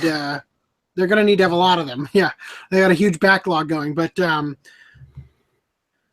I felt like the show could have been longer, but at the same time, it couldn't have been longer because that is not a show that you could. You can't keep that gimmick going too long. Then again, I've seen a lot of anime where I've said that and just been blown away by the last episode where I'm like, I can't believe Wedding Peach is over 50 episodes and every single episode is about weddings. Like, I just can't freaking believe they based everything around that theme, for a magical girl show. But accessories sell really well. But I'm just saying, like it's something where if they had more episodes, they could have explored the different arbiters a little bit more. But then again, I didn't think all the arbiters were that interesting, and I felt like they focused on the ones that were. There were only 3 or there were about 4 that got sort of a spotlight. There was the main guy, Deckham. Then there was the girl with the short girl with the braid and the white hair, I think. Did they all have white hair? No, one guy had red hair. One guy had red hair. One guy had green, and one had purple, I think. The purple-haired guy was the one who was playing billiards, right, with the Galaxy. Yeah, he was like a step above everybody else. He was like running the show, but not actually showing up for work, pretty much. Yeah, that's the vibe I got. He was a weird character in that I felt like they were going to try and go somewhere with him, and then they just never did. Had some kind of sinister intentions, but then it was like, at the end, he's just like, okay, I don't really care that much. I'm just going to go back to playing billiards. And I was like, okay. Yeah, and what's kind of weird about it, why'd you do all this? They set up that plot where he used his like goatee to read the mind of the character with the green hair, who, by the way, I noticed in that shot earlier that he was snooping on them. He's literally, if you watch it, like the way the shot is set up, it's like they're talking over here, and then there's like a doorway on the right side of the screen, and then he's right on the other side of the doorway, just nonchalantly hanging out. And I'm like, what's this guy doing here? And then later on, you see that I don't think he was even snooping on him. I think that the guy with the pink hair and goatee was controlling him as like a spy, right? So they show him learn that the one arbiter is not really playing by the rules, or that the couple of them are not really playing by the rules, and then he kind of like confronts the girl, and then it just doesn't really go anywhere, and then the show just ends. Yeah, does that feel weird? It's a bit of an odd progression, but to be fair, since the show wasn't really like those scenes accounted for very little of the runtime in total, I kind of just shrugged it off because automatically the show was just going to be focused on Deckham and the girl, since those were the main of the show. Chuki, that was her name. I don't know why I know that like her name didn't get revealed until later, but yeah, it's like it just would have been nice to understand what his intentions were, like why he was so adamant about finding out what was going on. I mean, he might have just been bored and that was it, but I kind of doubt that. To me, it felt like they were just trying to advertise by the book. They still haven't made one either. It is an anime-only experience. Huh. Yeah, you're saying. In fact, okay. How come you didn't mention that earlier? You're saying that it felt as though the show was promoting a source material. Yeah. And that there was none. Apparently, there's none. Well, hold on one second. I want to check real quick. Just want to know. Yeah, so basically the backstory on the show is there was some kind of showing of a bunch of different short anime, like an anime shorts, and Death Billiards. Which one of them? That got into a full series. Although Death Billiards is canon because in the background of one of the episodes, when it's like the first time they're having Decken judge, you can see the same characters from Death Billiards. Actually, is canon. It just doesn't mean much. Yeah. So I'm just reading this here. Death Billiards was part of a thing called Anime Tamago. And I'm just seeing if there's anything in here that looks interesting. Little Witch Academia was part of that. I don't see anything else that looks too terribly. Zunda Horizon, which is something else that got a Kickstarter, was also part of that. That Kickstarter is not worth backing. Now that thing is really expensive. Yeah. So anyway, I'm just seeing. Yeah. So he's right. There's no. The source material is Death Billiards. The short, which I don't like calling a short because it's not really short. It's like 45 minutes, isn't it? It might be a compilation of it put together. Anyway, yeah. Well, it feels like it's like a pilot. Let's just put it that way. It's a pilot. Y'all want to talk about Death I had to make. Oh yeah, sure, I'm fine with it. One problem I have, you have in this short, main character and side assistant is judging these two people. This 30-year-old man and having relationship issues, and this old man. Later on, through tension and events, the 30-year-old and the old man fight. My problem is the old man, for some reason, is kicking ass. This old man's like shopkeeper from Gremlins old. He can't move that much. And he fights like Yoda in Attack of the Clones, is what you're saying? He fights like the, what do you call it? The blind Shaolin master just out of nowhere. Yeah. It's an anime. I wasn't really questioning it. I just thought it was kind of funny. I don't know. I thought it was pretty good though for what it was. Like, you know, if it was on its own without even the series, it still would have been pretty cool. And the visuals, they're really impressive looking. Which, to be fair, the series itself is gorgeous. Actually, let me ask you. I was just about to say this. I thought that the visuals in Death Billiards looked even better than the ones in Death Parade. There you go. Anybody else agree? I disagree, but that's mostly because the things like the bowling one and stuff like that had much more interesting visuals than Death Billiards could ever hope to get. Personally, really, I just liked it though because the weird purple bluish lighting that the show uses throughout the entire run. Basically, I don't know how to explain it, but I just like that color combination for things. It made the worldly look, which obviously. Yeah. So real quick, just what I meant is that Death Parade uses a lot of CGI, which is done very well. But specifically something that really struck me with Death Billiards that I felt looked better is whenever they start the game, there's like an explosion in the room.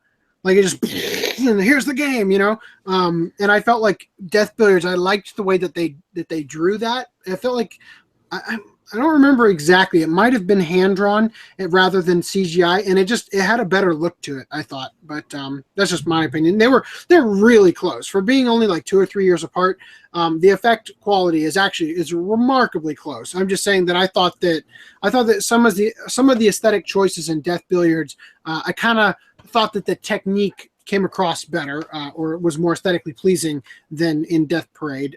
But not to say that it wasn't good in Death Parade as well. And then, Augie, you were trying to say something a second ago. Well, yeah. For your pilot, you want it to look very, very sharp and nice, easy appealing for the eyes, so it can be picked up by someone. For animation studio to pick up that style and to try to continue it, Madhouse or Production IG would have been my top choices, and Madhouse was the choice. Yeah. Actually, mentioning Madhouse, I couldn't go through this whole thing without bringing it up. But anybody else bring it up at all? I think he's getting on to One Punch Man. No, I'm not. You should. You both know what it is. You're just shitting me right now. Yes. Okay, We're all looking forward to Overlord. So episode 11, there's this scene that shows a character that I'm not gonna dodge around it. It's Light Yagami from Death Note, and I made a video proving basically that the two universes are connected. And at first, when I was watching this show, I'm like, I don't think I can actually prove it. But there's like a surprising amount of weird little evidence they just kind of left in the interims, and they're like, oh, here's a one-off line that means nothing. But it points to that. That's what's going on. That during the event of Death Parade. It's like nearer to the end of Light's reign over the Earth, and that he ends up dying and getting sent here. Like a weird thing, because I watched Death Parade before Death Note, so coming back to find that, I was like, wow, this is freaking way better. Yeah, so for those of you who haven't seen it, Duo has a video on his channel where he connects the events of Death Note and Death Parade, and he does a really phenomenal job linking them together. So I'm definitely going to have that in the YouTube cards and then in the description and whatnot. So definitely check that out. It's funny. As soon as you brought up Madhouse, I'm thinking, oh, this is a perfect segue to talk about One Punch Man. But let's not, because they're still doing Death Parade. But yeah, you're right. Well, Death Note was also animated by Madhouse. So yeah, I forgot we hadn't brought that up yet. Yeah. That's why anyway, I brought it up. So what do you guys music from Death Parade was fantastic. I love that opening theme, and I really like the way they animated it too. I thought that the animation behind it was really fun.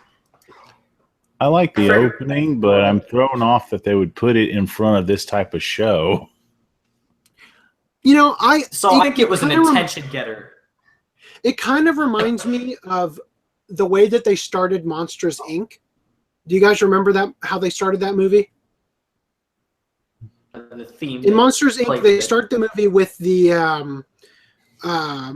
the scene where they're in the training room, and the guy is trying to scare the robot kid, and it's like the way that it's shot is intentionally really creepy, you know, and it looks like it's going to be really, really, really not suitable for young kids, and then immediately the monster gets scared by the robot, and the monster freaks out, and then that's how they start the movie, is him like failing the exam.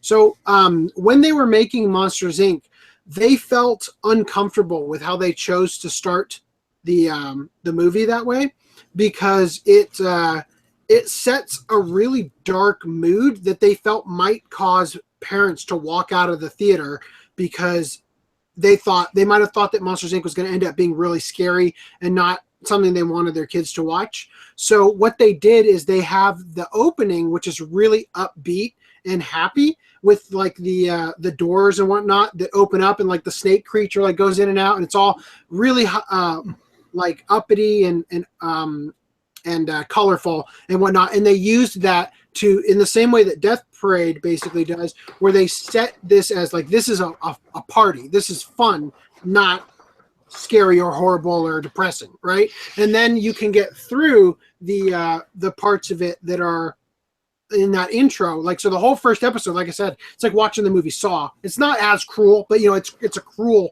thing that they're doing. And it kind of gets you through into, there's going to be more substance to this than just mindless, cruel, hurtful things that are happening to the characters. So anyway, I liked it. I love the way that it's a really great song, and it really, again, like the visuals and stuff. It's like you're enjoying a party before the actual show starts, and I really enjoyed sitting through it every time, because it's just catchy. Anyway, a good soundtrack makes. Wasn't there like a bootleg Jaws sequel called Jaws Some Number Crueler Jaws? I have no idea. Don't know. None of the Jaws sequels are worth seeing. None of Jaws is worth seeing. What? No, the original's okay. The first one was boring. It's three drunken guys on a boat. You're just waiting for the boat to get wrecked. It has its moments. Jaws it has a ride. I had a teacher in at film school who used to say that the reason Titanic did so well is because it was a chick flick and a dick flick, meaning that women went to see it for the romance and guys went to see it because they knew that there was a horrible disaster coming at the end of the movie. And Jaws is basically that same sort of thing on the male side, in that it's like, things are going to get really bad with this movie. I think that perfectly encapsulates the idea behind it. It's just like, that this is going to be a really messed up, horrifying situation, being trapped at sea with this, evil shark, and having to deal with that. And I think I think it's a fun watch, honestly. And I think that there's a lot of great cinematic moments in it that are worth having. I think the first one is worth seeing simply to get the references, the pop culture references everywhere else that reference back to it. Like the sailor, when they're trying to figure out what to do with the shark, and there's like the drunken sailor guy who has that like monologue. Anyway, this is an anime podcast. Let's get off of Jaws, but yeah, I think it's. How did we even get on this subject? Dang it, Augie, you always do this to me. Yeah, my 2 cents. The greatest shark movie is Zombie, but. Well, anyway, I mean, I don't know. I want to talk about the opening and the soundtrack real quick. First of all, I think it caught me a little off guard, but it also was just kind of a nice reprieve from how depressing the show could be at times. I really liked the ending as well, though, just because of how well it fit the tone of the series. Explain it. It was basically the reverse of the opening, and it sounded really depressing. And also the soundtrack for this anime is just it's so good. My favorite track from the entire thing is it's like one of the first tracks you hear. It's the one with the light guitar, you know what I mean? The really calming track is amazing, and I freaking love it. As far as that goes, I think this anime nailed the soundtrack in every single regard. Good ending, opening, and anime track. I mean, there's not much else you can ask for. Yeah. Anyway, do you guys have anything else you want to say about it? Let's catch up with the chat. Let's read. All right, let me read that. You want to read it? Yeah, I'll read it. Let's start at the very beginning. I didn't get a nymph from YouTube. Okay. Speaking of which, Brandy, you haven't linked me the she and her cat 5 centimeters per second thing. I've read through these already. Yeah, these are the beginning ones. I bought that amazing Nurse Nanako box set a while ago on a whim. LOL. Just sent on Twitter. Bitchin' the Witch. Augie mentioned the responses I sent out. I sent you out to get. See, Brandy, my Hime stuff coming. Ooh. I have 2 Blu-ray copies in addition to LR of High School of the Dead. LE asterisk. It is included with the LE. Yay. Damn it, my Hibako copy isn't released. You misspelled that, by the way. Next month. We've already gone through these. Okay, so I'm going to read it now. No, I'm cutting you off. He said, FDD said, might as well preemptively state my opinion on Death Parade. Pretty interesting to watch in concept, but it was episodic mainly, so the characters kind of had the back seat. He said he didn't care for the main girl / info dump prompter. FDM, when you're talking about the main girl, you're talking about the black-haired girl or the white-haired girl? I'm guessing the black-haired girl. I felt kind of the same way. I feel like she picked up towards the end, but in the beginning it felt weird having her there at all. They didn't really they would have these little things where it's like one line would, okay, this is why this is, but then it's like you could have gone so much further with that one line where they say, well, the weird thing with her is that she already remembered that she had died when she first got here, so we're still trying to figure out what to do with her. It's like, okay, explore that more, so I agree in that regard. He said you knew nothing about her the whole time, and when they gave it all to you, it doesn't hit. And his main problem is every time possible they have a plot twist. They take every dumb opportunity to twist. Yeah, no, I get what you're saying. That's why I said earlier that the characters would have benefited from the show being longer or having a second season, but the plot would have just forget it. You just can't keep doing it because like you said, it's like a plot twist everywhere. Remind me to come back to this about the murderer though, because there was something really interesting that happened there that I wasn't expecting, I'll get to it in a minute. He says,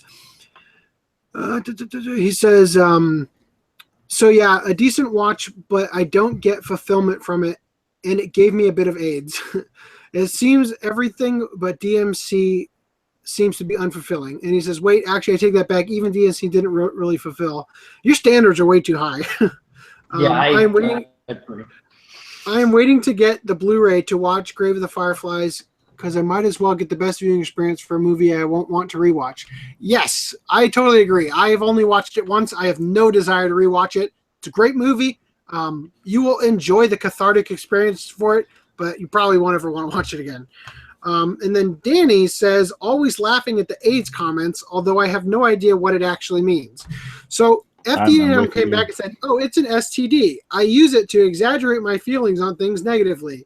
In the same vein, cancer is widely used on the internet, LOL. So just to put some context here, Danny lives in South Africa, and AIDS is kind of everywhere there. Like my wife has relatives that live in South Africa, and it's kind of like one of those things where you're kind of like not even allowed to, like they in Cape Town particularly, where my wife's relatives lives, they're very wealthy, and they have a lot of like live-in help, like cooks and maids and all that, and they're not allowed to ask if they have AIDS.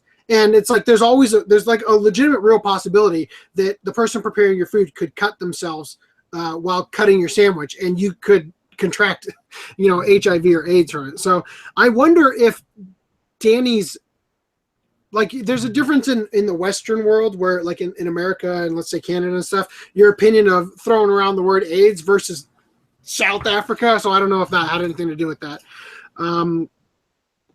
And we already addressed that Death Billiards is included in the Funimation set, at least the one I have. He said 3 years is when it came out before, not 2, like I said before. And Mr. Nice Guy was just chiming in about the shorts. And then he went on to talking about Cupheads, which I saw him tweeting about earlier. Have no idea what that is. Don't play video games outside of Silent Hill and Minecraft anymore. So I don't know about that. Does anybody know about what is Cuphead? Cuphead is a brother bros shoot 'em up game, but this aesthetic that they use is they animated the whole game in a 1930s aesthetic. Okay. Yep, you got it right there. It's a really big deal right now, and everybody, like, you know how My Hero Academia is the thing that everybody made videos on for the last, like, yeah, think about that, but for this game, and that's pretty much what's going on right now. You mean PUBG? Because that's what I think of when I think of games people are making videos about. No, like, that's like Let's Players, but when I, like, people who make discussion videos and stuff like that, those kind of YouTubers on games, they're all talking about Cuphead. So it's like, okay, yeah, 1930s cartoons. What's See, when you said that, go ahead. A funny quote-unquote controversy, if you really want to call it that, is apparently the game is hard. There's some reviewers that try to review this game, and it turns out they can't really play this game that well. So I think a few of them gave it like bad scores because they couldn't get it. Yeah. Couldn't get it. This looks really fun. Big issue recently. So when you said it has a 1930s aesthetic, the two games that popped into my head were LA Noire, and have you ever heard of a game called The Saboteur? A long time ago. I haven't heard of that one. Okay, so there's this game called The Saboteur that takes place in, I think, France during World War II, as the Nazis are, just starting to get into spreading, outside of just Germany. And it's got a really interesting aesthetic to it, where the game is in black and white, and it's got like an old-timey filmy kind of feel to it, except that anything to do with the Nazis is in color, in red. you know. So like, it's just they have a really interesting choice in color palette and how they did things and how they demonstrate to you like how they use black and white to do things. And there's a really awesome game. Cannot talk about enough about this game, although I will not bring it up too much here. I just want to say that there's a game for PlayStation 2 called Shadow of Destiny, one of my all-time favorite video games, about a character who time travels. So this character gets killed, and he is basically brought back to life, or like in purgatory, he meets a homunculus that gives him the ability to time travel in order to solve his own murder. And it's really cool because there's all these different time periods you go to. So modern day is completely in color. And then there's like, you go back to a certain time period and everything's in black and white, except for items that might have been from your time or a future time. So those will still be in color. And then there's other times where you're in a sepia tone. It's a really awesome game. But anyway, so when you said 1930s style, that's what I jumped on, that sort of concept. But yeah, this is completely different from what I was thinking. Anyway, back to the discussion. Said Felix Fletcher. Say what? Fletcher's. I probably should have said Felix Fletcher style. By any chance, can you show the results of the polls? Yeah. Yes, I'm going to bring that up right now. So let's. I wonder if the reason the mouse isn't working so well is not because the battery's low, but because I've got Bluetooth connected through the mouse and through the headset. Are you sure it's not the vacuum that the laser's poking on? No, it shouldn't be, because this is what I always have it on, and it's just getting kind of finicky. But then again, the B key on my keyboard's been acting up today. Yeah. Okay, FDDNM. All right, so I asked what anime should we watch to discuss for the Halloween episode of the Open Chest Anime Podcast, which is the one not next week, but the week after on October 19th. The options that I gave were Requiem from the Darkness, which again is assuming I have the singles. Yeah, assuming that the camera's on me, which is this one. It's a samurai ghost story kind of tale, right? I've seen the first episode of it. My friend Dan showed it to me one time. Or Boogiepop Phantom, and then the third option was both, and the sixth option was something else, implying that you would suggest it. 6%, probably one person, did something else. Actually, you know what? I think in the comments on this, why can I not see? There we go. You have to click on this weird to see. There it is. Yeah, one person said I accidentally pressed suggest, but I wanted both. Okay, so if they had put both, it probably would have only gotten 26% or so. So Boogiepop Phantom overwhelmingly won at 47% of the poll, and I want to know why you guys. It's like if it's not the headphones I'm dealing with, it's the mouse now. I want to know why you guys don't make me watch Soul Eater again. Hell no. No, you want 52 episodes in a very short period. No, I hated that show to begin with. I did not like it. I didn't think it was interesting. There's a couple funny bits like Excalibur, but I just felt so freaking bored throughout that whole show. It felt very underwhelming to me. I still haven't seen it all the way. More DLC in the Saboteur. Old man pops in here with the great comments. So I want to know why you guys, or those of you who did vote, I want to know why you want to see Boogiepop Phantom, which let me just grab a copy of it. I believe it's from the creators of Serial Experiments Lane. We got the same one. Yeah. Well, I've got this one. I've also got this one. And I got to say, it's really nice to be able to step away from the computer with these new headphones. There's also this. This is the. I have it in the description. What is it called? It's called the Limited Edition Collector's Ultra Box. This is supposed to include the soundtrack. My copy didn't come with it. I bought it used at Book Off. It's just all 4 volumes. It's basically the art box of the 4 volumes, and then there's these like lithograph. These aren't actually lithograph, are they? These are just separate shiny covers you can put in, I guess. So I don't think mine is completed. I've been meaning to get this again. I don't recommend this set personally. I just want to say because there's no end label. I also don't have any idea if it's supposed to go like this or like this. I guess it doesn't really matter. I don't know. Well, on the flip side, that brick that you have, like I do, it does. Mine does include a soundtrack, which yours, in does it? theory, should look at the very last one. Yeah.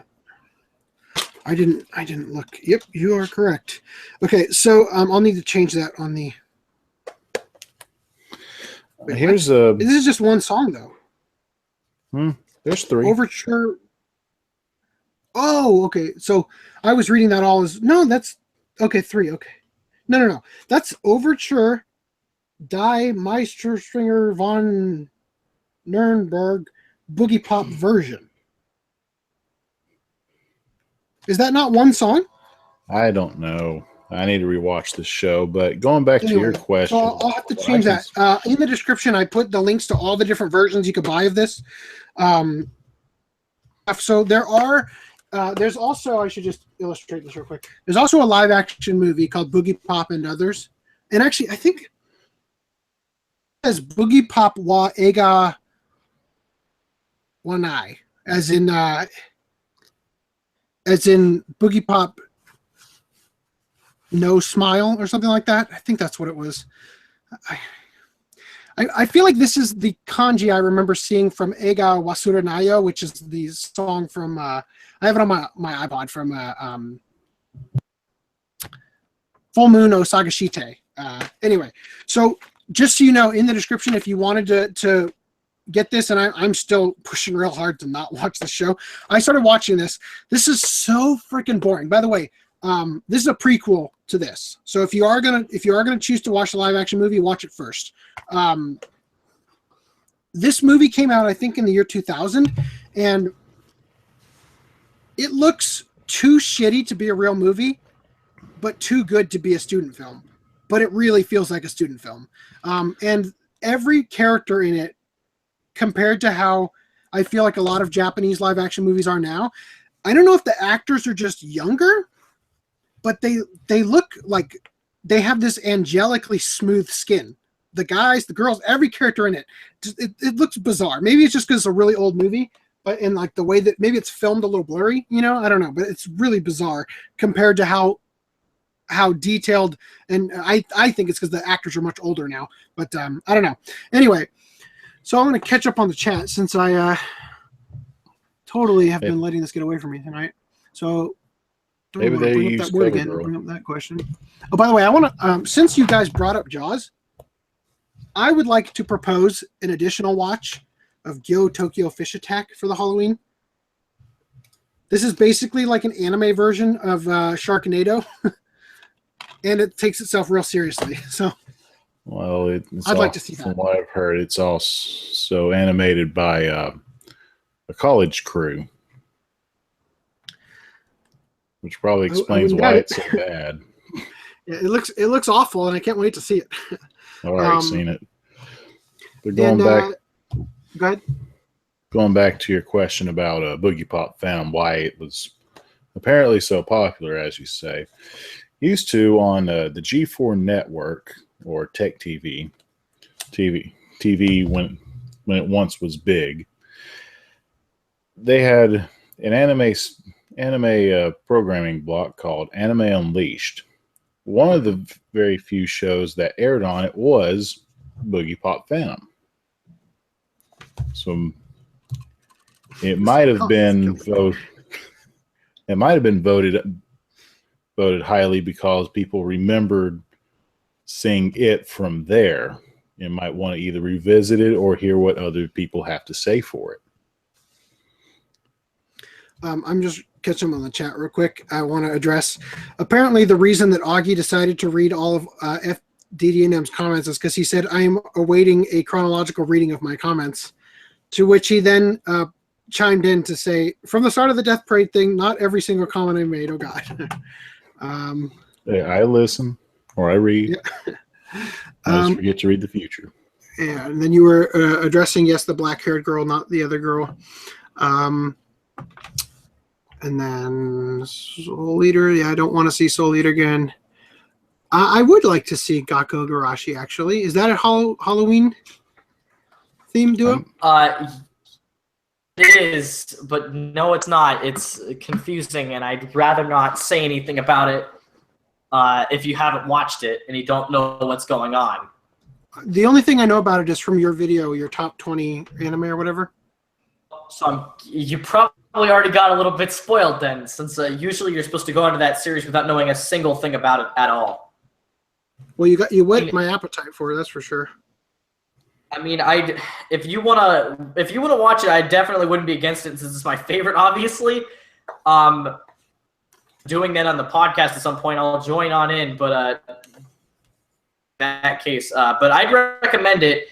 I just don't want to say anything about it because there's still a chance that you don't know completely what the anime is about, and it's not. Well, I've already forgot whatever you said was that would imply there was a spoiler there. So, yeah. So I'm good with that. But I just want to know. So far, Shane has said Boogiepop is great and really weird. Nobody else has chimed in as to whether or not this is worth. I'm totally cool with watching it, and I've got a heck of a lot of time now because my daughter was born a week and a day ago. So I've actually watched a lot of anime this past week. I actually started Boogiepop Phantom. Only got through the first episode. Then I started watching the live action movie. I'm about 3/4 of the way through that. But I've been sitting and watching a lot of stuff. I watched all of Neo Yokio, which was That's not I don't even know anime. what to say about it. I don't know who the target audience was for that. I'm just checking real quick to see.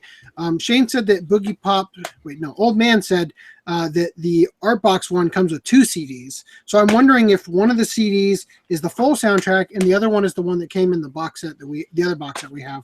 But I apparently don't have either in this box set because again I bought it from. So anyway, I've also watched all of the first season of Jin. And that was a really fun watch, really, it's a fun concept for them to be exploring, and I feel like they're utilizing the extent of the characters in a very fun way. It's always fun when you see something like there's nothing worse than let's say, like an example of this done well. The X-Men, the live action X-Men franchise. There's a lot of really good uses where you can see like they really thought out how a character would use their power, and they like split second, like okay, they use it daily, right? So they when an opportune time comes to utilize it, it's like okay, let's use it. Like for instance in X-Men 2, when Iceman melts or he creates that ice wall. To help the others escape. That's a really crappy example, but I'm just saying like there are times where you watch something where it feels like they've got all this potential to create an interesting story, and it's like, why are the characters not using this? Why are they not doing that? Why are they not doing this? And I feel like they're doing a really good job in a gen, but that's all I want to say. So back to this, I would be fine with watching Boogiepop Phantom, Requiem from the Darkness, Tokyo Fish Attack, which FDM says Red Gyo hated it. So is there a book, or did you mean watched, or I don't know what you're getting at here. And yes, I believe that is the Japanese name for School Live, Gakko Garashi. 2 days ago, so yeah, he's down. I'm totally down for really packing this next podcast. The only problem with doing that is that if we pack the podcast with stuff that we've watched, then talking about it's going to take a while. So if we want to do a Halloween, episode, I think we should be like specific with it, but then again, it's like a lot of these shows, like I don't think we're going to have a lot to say about Requiem from the Darkness, or I mean possibly Boogiepop if we get through the whole thing, and it might have more. From what I hear, it sets up and has a slow burn to a big climax. So maybe there will be a lot to say about it. But I just want to know, what do you guys think? Do you have any input? Are we putting too much on our plate to do this? Because we technically could just do we could technically, even though, let's see, let me get my calendar up. The next podcast is on the 19th. And then the next one after that is on November 2nd. So it's just after Halloween. We could do, I'm getting at. So we could do Boogiepop and Requiem from the Darkness, and then Gakko Garashi and maybe Gyo Tokyo Fish Attack or something for that next podcast. What do you think?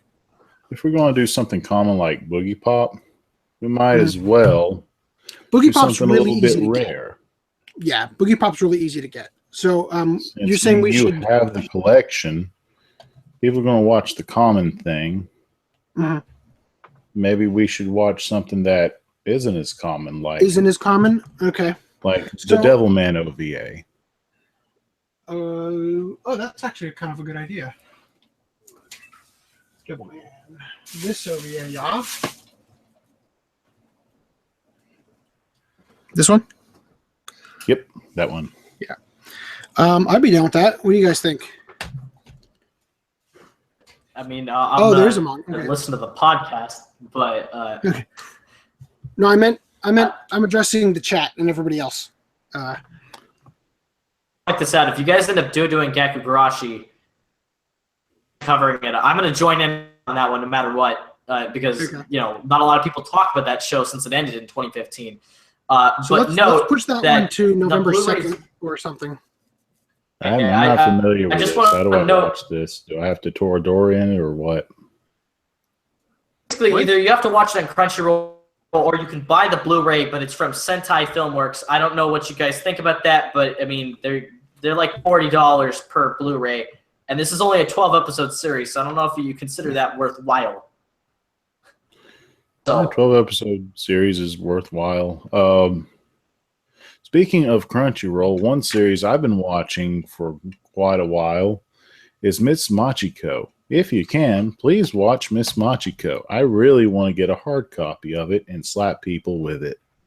A quick premise of this show is Miss Machiko is a teacher of the junior high school class. However, she has some troublesome students who pull perverted pranks on her on a daily basis. But when she's had enough, she will turn her back and give an upkick saying that she's given up. My 2 cents, it's a lighthearted comedy that you can watch just like a sitcom. Okay. Sorry to cut you off right here, but Old Man just made a comment that made me think of something. He said, unfortunately, I don't watch a lot of horror anime. If we're going for horror, there's a lot better stuff we could pick. But then again, like you said, it's like how capable are people going to be to get things? Like I would say we should watch Satoshi Kon stuff, like Paranoia Agent or Perfect Blue. Is that what it's called? Yeah. I'm just What does glad that you feel didn't like? say Not the right phrase. Paprika and Tokyo But Paprika's Godfather. not as horror. It's not horror, but I'm Godfather's tired of is watching it. Christmas. Yeah. I'm That's a tired great of watching soundtrack. those two. They're the good. horror just anime I because- ever suggest is Higurashi, so I wouldn't know. I I guess you could. Okay. On that note, I would You love actually to. have it. No, wanna see you're this. totally. I would absolutely, positively love to have an excuse to rewatch the original and finally get to see seasons 2 and 3. And I have Umi Neko no Nakukoro ni as well, but I don't know if I'm going to open that one. Wait, did you say Umaneko? Because if so, it's not that good. Yeah, well, it was released by Aniplex at a crazy, huge, annoying packet. So, Dude, if you end up doing Higurashi, oh man, I gotta join in on that one too, because yeah. I love that show so much. Okay, Well, so don't let's hype it up let's too do this much. then. I don't own it. Let's do this then.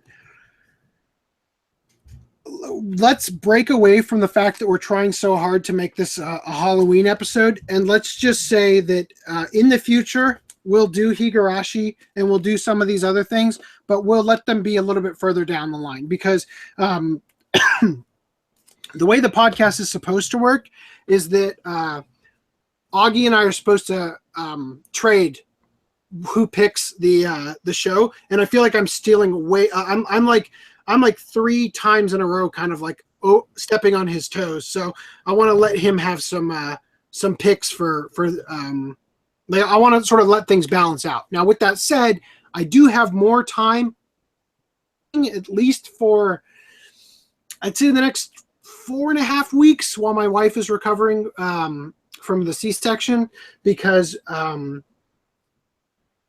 because like I have to be like I basically have to take time off of work and be more able to help support her and take care of the baby, because we also have a 4.5-year-old, and it's a lot of work, right? So so during that time I've got a lot of downtime where I'm literally just bouncing the baby and watching anime, you know. So I'm all for doing a little bit more stuff than we might normally do, although I know that a lot of the viewers are still not necessarily in the same boat as me where they can just plow through something. So I think that it's good for us to choose things like Augie was saying, really common stuff. Boogiepop Phantom has like 5 different box sets. By the way, in the description, I've already included it. Some of the box sets come with the live action movie, and some of them, so for me personally, I like to have, I don't even know where I put it. I like to have the live action movies separate.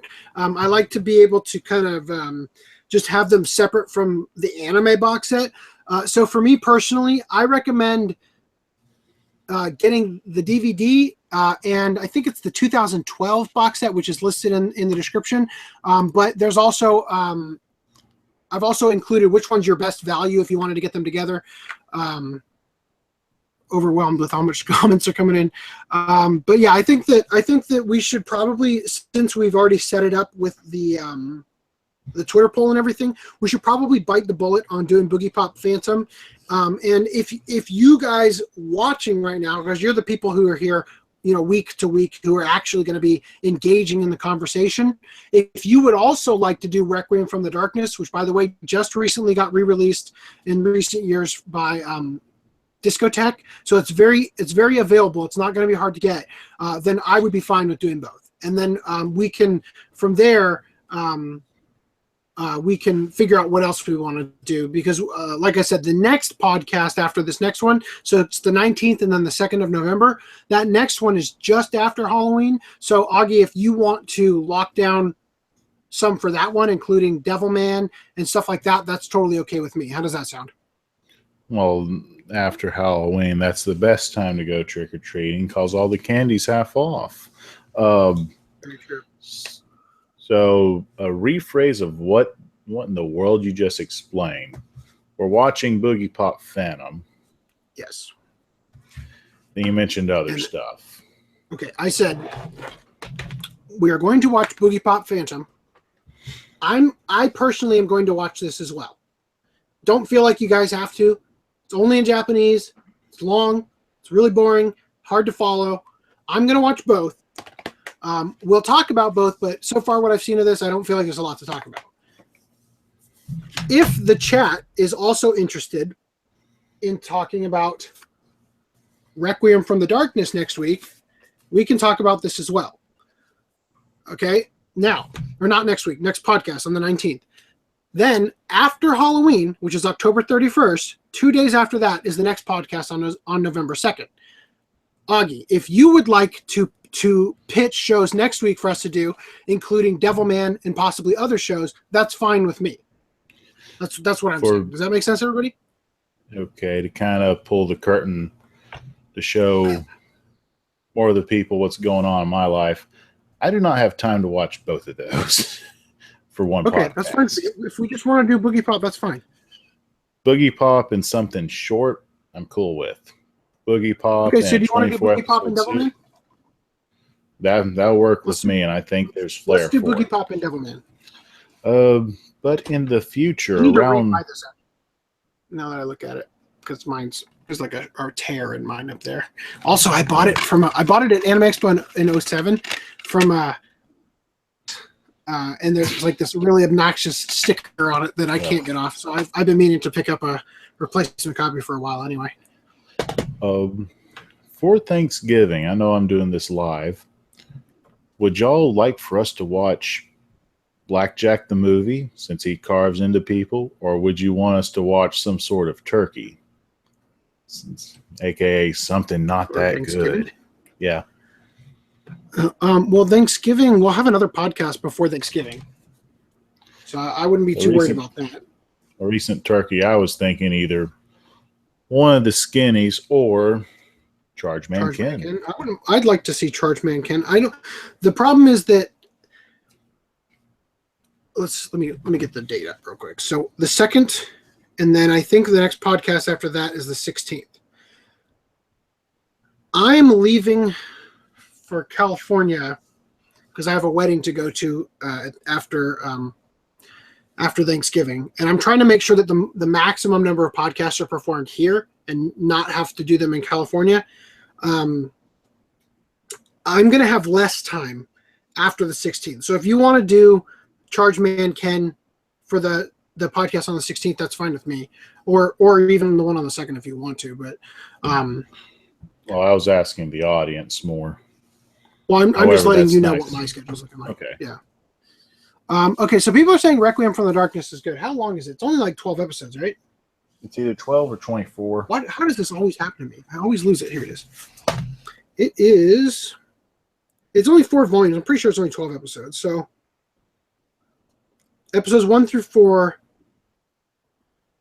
Oh, because this is okay. So this is the set that I'm holding is the art box with volume 1 that was completed. So that's why it says on here, on the back here, I'm totally throwing this at you without any context. It says on the back here, contains episodes 1 through 4 out of a total of 13. So there's a total of 13, but anyway, volume 1 only has episodes 1 through 4. And I mentioned this in the description that there is a version of this art box. This is considered an art box. It's a Digipak art box. There's a version of this where you buy it and it says volume 1 plus art box. It's literally just this. And then these other sleeves here or disc holders are empty. And you have to buy volumes 2, 3, and 4, take the disc out, put it in here, and throw away the cases. So don't do that. Just buy the box set version of this if you want this version, the Geneon version. And then there's also the Discotheque version that's out there. By any chance, would you happen to have Grand Prix? I do. Super Grand Prix. I have it. How about we watch that along with Requiem of the Darkness? So you want to do that for November 2nd? Yep. Okay. All right. So this has been a huge mess, but I think I've got it all figured out. So I just to explain to everybody what's going on, because a lot of people are saying that they'd really like to rewatch this. Here's what we're going to do. For October, was it 15th? Is that what the next one is? October 19th. For October 19th, which is the podcast that we're going to be doing, the next one, the very next one, we're going to watch Boogiepop Phantom, the series. I will be watching this. You guys are all welcome to watch this. But if you don't have an opportunity to watch it, you're probably not missing out. Just saying. Although I think the DVD is like $1.99 on Amazon, so you could get it. And we're also going to be watching the Devilman OVA. All right. Then for the podcast after that, we will watch Requiem from the Darkness and Super Grand Prix. Sound good? Most of you are wondering why Super Grand Prix. That's racing. 1, people dress up as race car drivers for Halloween. 2, it's made by Go Nagai, person who made Devilman. So kind of continuing that trend a little bit. You're stretching real hard on why we're justifying watching a racing show. I'm just going to say that the podcast is technically happening in November, so we're just transitioning out of Halloween. Anyway, so does that clear everything up? Let me catch up on this chat real quick, just because I want to make sure that I didn't miss anything, because people have so many brilliant comments. It's less common to watch this party. It makes it less likely people will watch it because it's harder to obtain. I watched the apparently crappy Devilman TV series before the OVAs or movie or whatever. So, what do you think? Is it worth it watching the original Devilman, the crappy Devilman TV series, before watching the OVA? OVA reintroduces Devilman into its original intent. This is standalone. I would watch this. You could watch this by itself, and it won't harm you to watch it. Old Man says he does collect. Or no, he says unfortunately I don't watch a lot of horror anime, but I do collect old art boxes though. FDM says, and as soon as you said you were watching something on Crunchyroll, I knew it was Miss Machiko. Frickin' discotheque is your life, he says. Anime and horror doesn't work well. Do you agree with that statement? Well, Higurashi. there's 2. horror is I don't Higarashi's not even horror. It's just like it's more thrasher dread. Like it's not even horror. It's just awful to watch, but you can't look away. I actually think when talking about it is anime really horror, well done horror. Actually, you can put it into 4 different camps. You have gore, vampires. Oh, that's a good point. So there's goth. There's like sort of goth horror, like Vampire Hunter D, or what's that one called? The one with the vampire detective agency. Oh wait. Oh. That is a trick statement. There's plenty of them like that. But you know which one I'm talking about. What's that one called? A lot of them like that. Oh, you know what's a good horror anime? Red Garden. That was a fun watch. Should have brought that one up. I haven't seen that one. But... I thought you was mentioning Petite Corset, but... Petite Cosette. Le Portrait de Petite Cosette. And the 4th one is, darn it.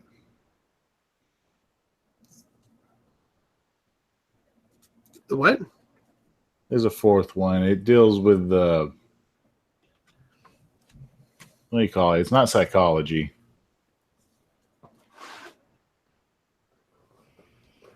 There's this one. It's called like Night something. It's fun. It's a really fun show.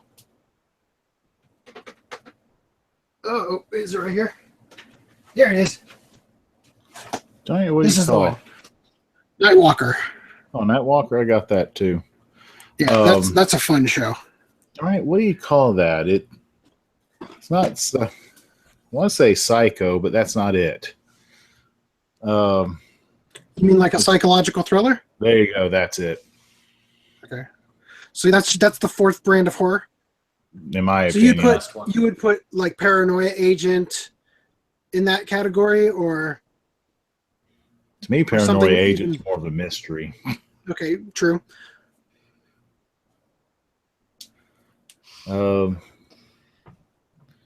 There's too many that are. The Japanese really like I like that. It. Cutie Honey totally pulled it out like right as I was bringing it out. Just knew what I was talking about. The Nightwalker. Anyway, so I gotta say, I gotta get moving now because it's getting late. Dude. So thank you for joining us.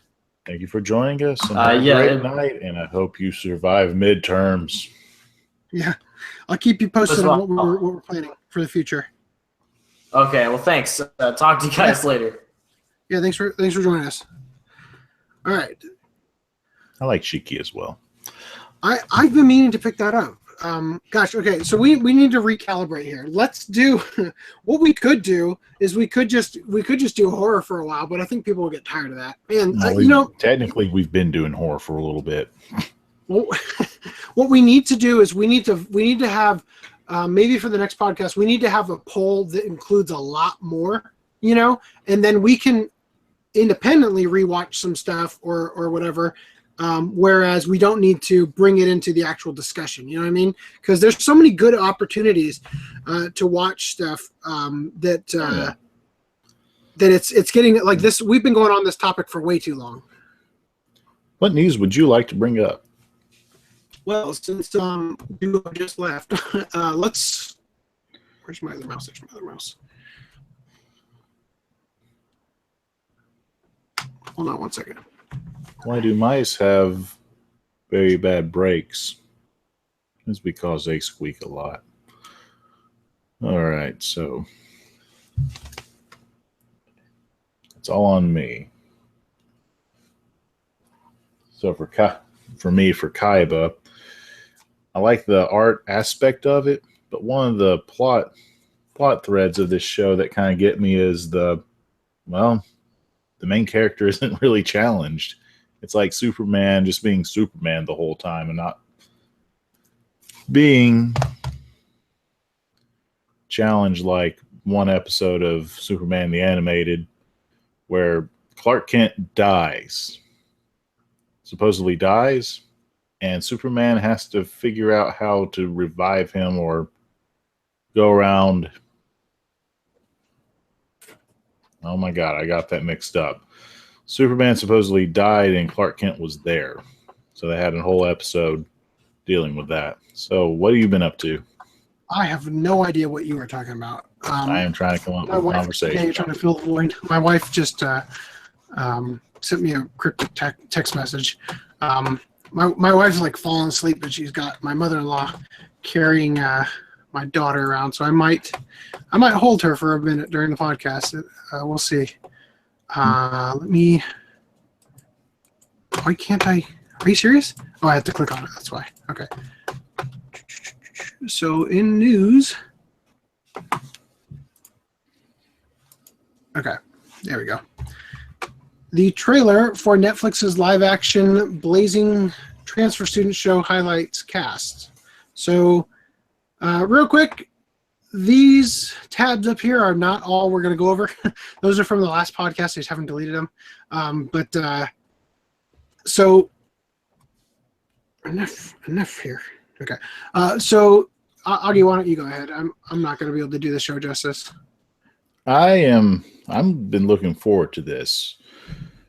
Not only is it an old OVA that has like 2 to 4 episodes back in the 80s, if you read the bit of the top of it, they talk about a show called Blue Blazes. I saw this show. It's pretty much an autobiography of the creator of Blazing Transfer Student, with him going through his college days, trying to figure out how or what route to take to become either a great mangaka or an animator. Along with his studies, you have Arino, who's more famous for Evangelion, and his best friend, who later writes and creates One Piece.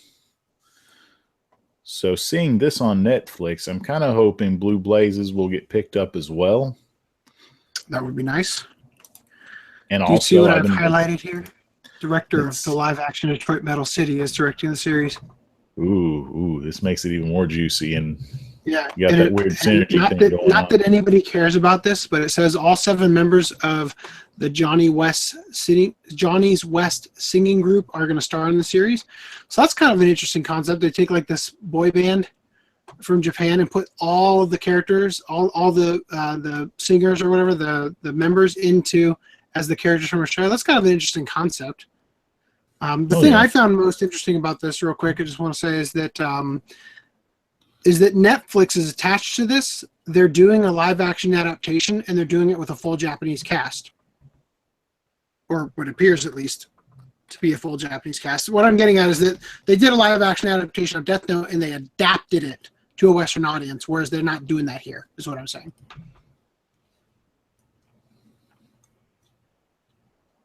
Silence. Let's go. Awkward silence. What? Oh, sorry. What's your question?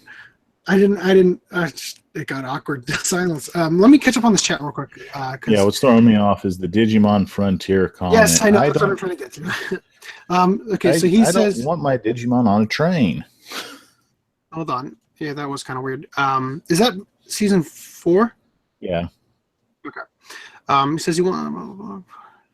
Old man says, does Moonface count as horror? It has vampires in it. Again, it's like horror is a rough, as we've already described, it's a rough thing. Moonface is great, by the way. English dub is fantastic. I think Monica Rial is the voice, the main character. Really gave that character a lot of personality that I felt like.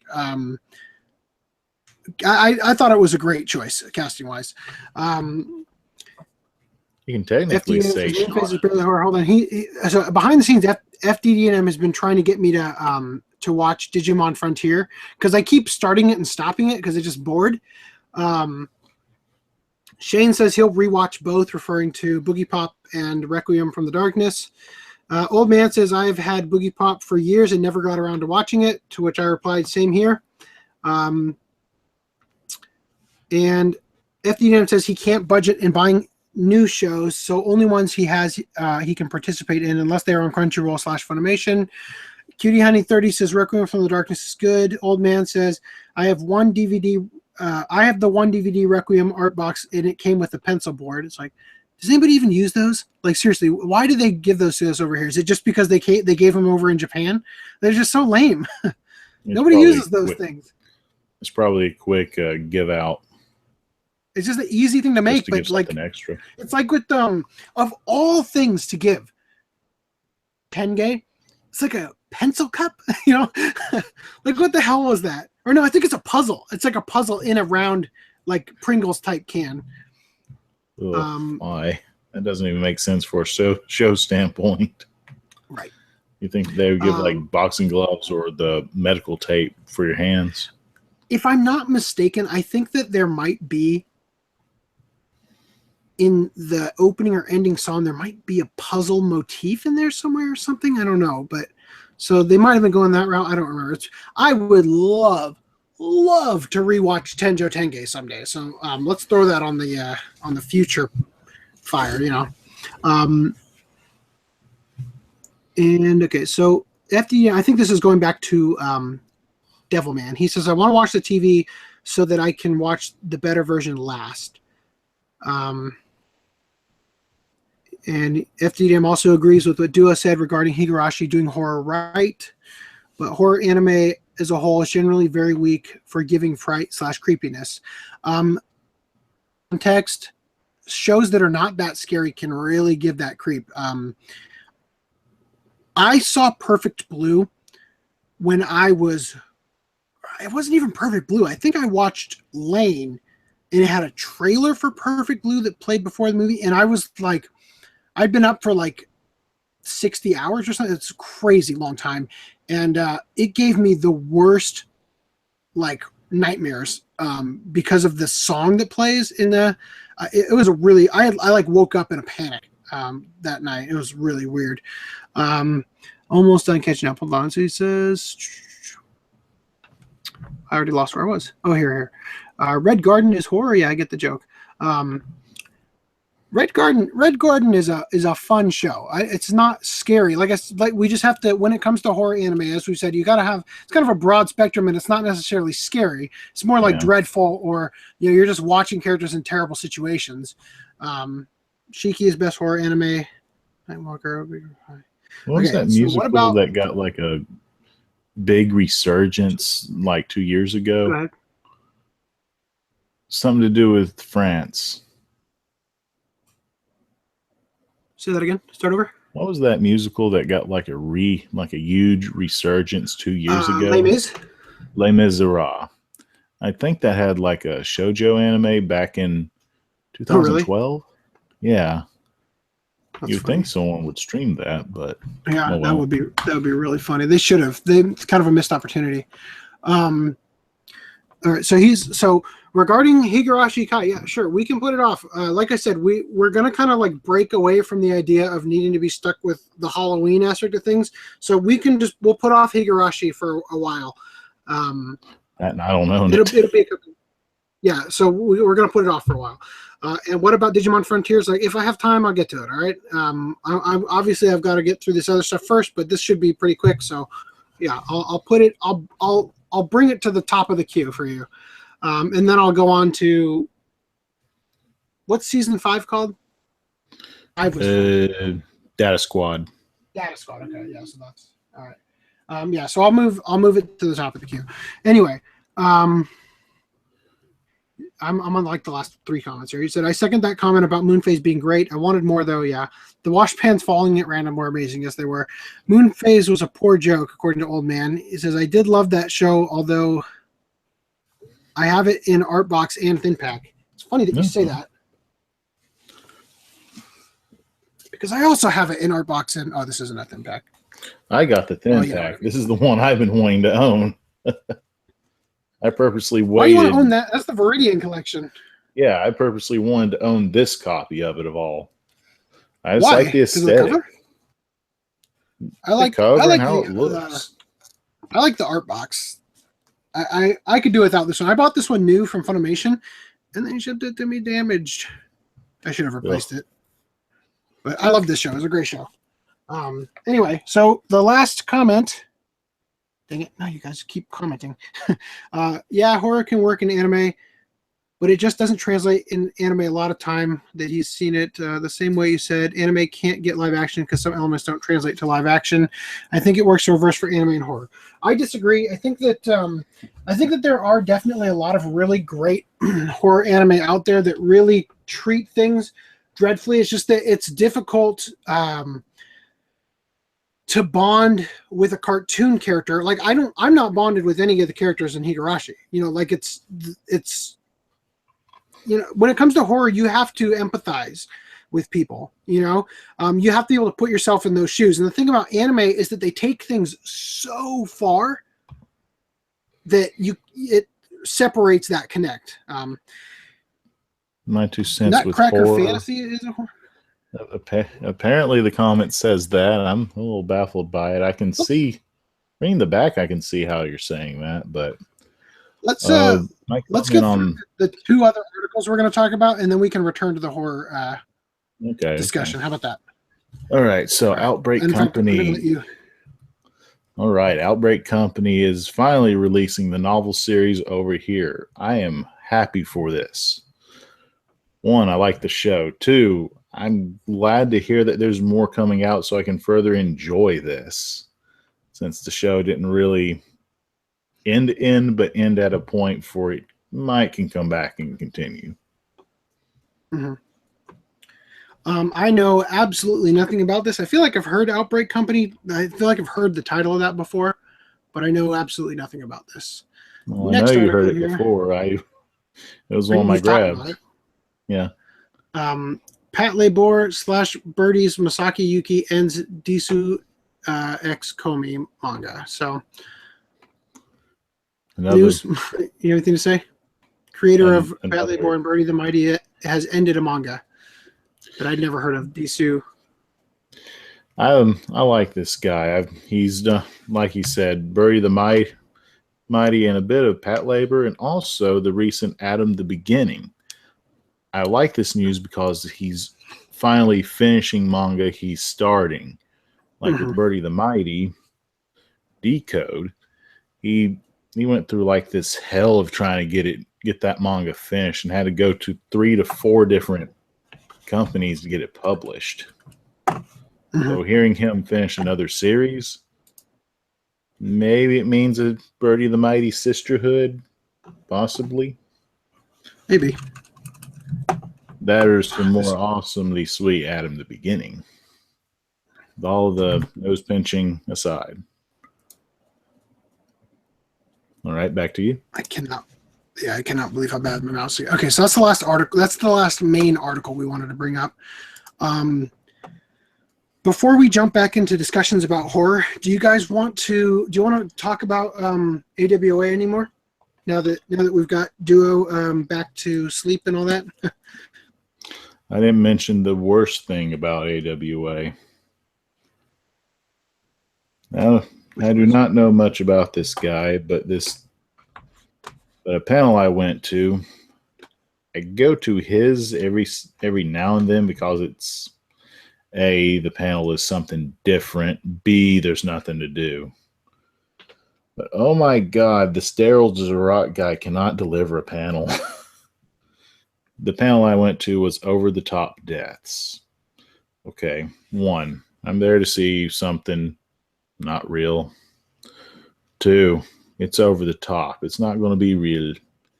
It's not going to be factual. I want to see explosion. I want to see someone poke someone and they die somehow. I want to see someone happily walk along, then fall in a hole to death. So how he formatted this panel, it's him talking briefly, then showing, then over-exaggerating something that really shouldn't be exaggerated as much. Okay. The panel could have gone better if he would just played a stream of different deaths with slight commentary in between, and through going from one show to another, just kind of have like a pop-up video aesthetic of what the show is, then just kind of fade away.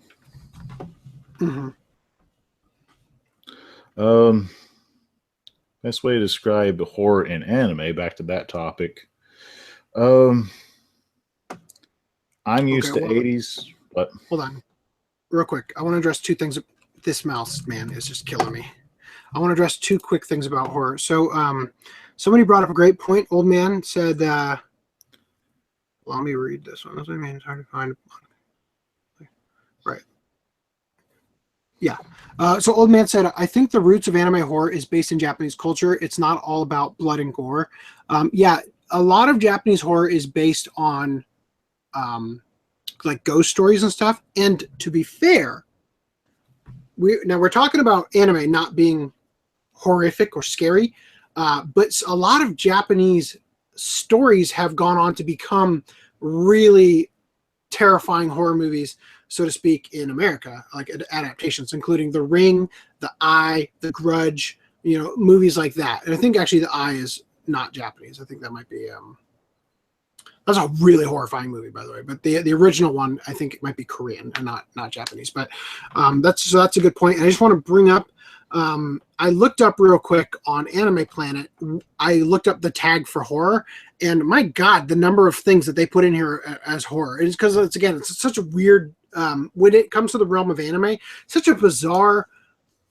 Like, things get thrown in there that shouldn't be. For instance, Attack on Titan is considered horror, and it's like, okay, I guess it's obviously more action than horror, right? It's like, because it's a mixture of stuff. Hellsing is in here. Parasite is in here. Higurashi, I feel, is rightfully in here. Knights of Sidonia? I don't really think about that as horror.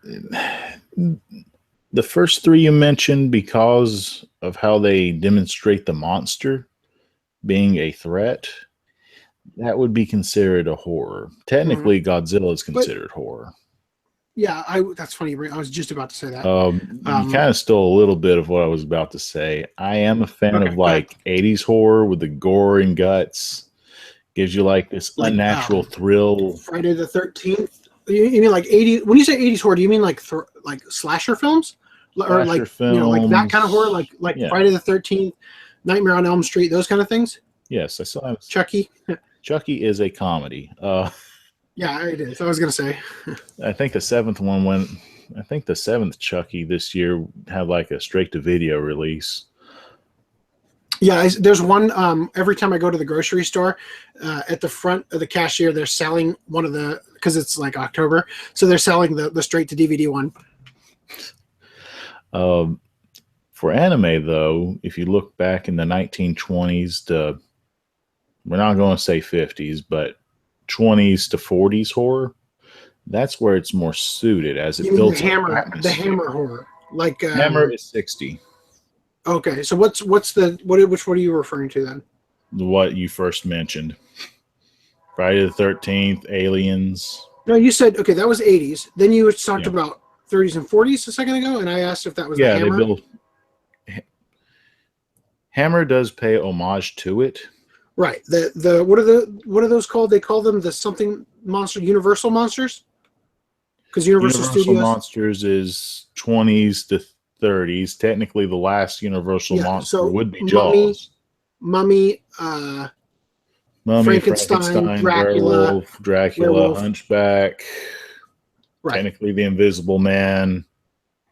If you want to, we can make that just a whole nother podcast if you want.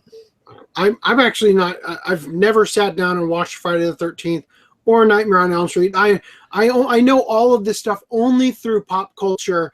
The fact that it permeates other things. That's all I know. Yeah, fair enough. Oh yeah, I did see it the other day. Before you get in, I just want to address. FDM says Augie just mentioned the paranoia. He's trying to say paranoia agent stuff. That he.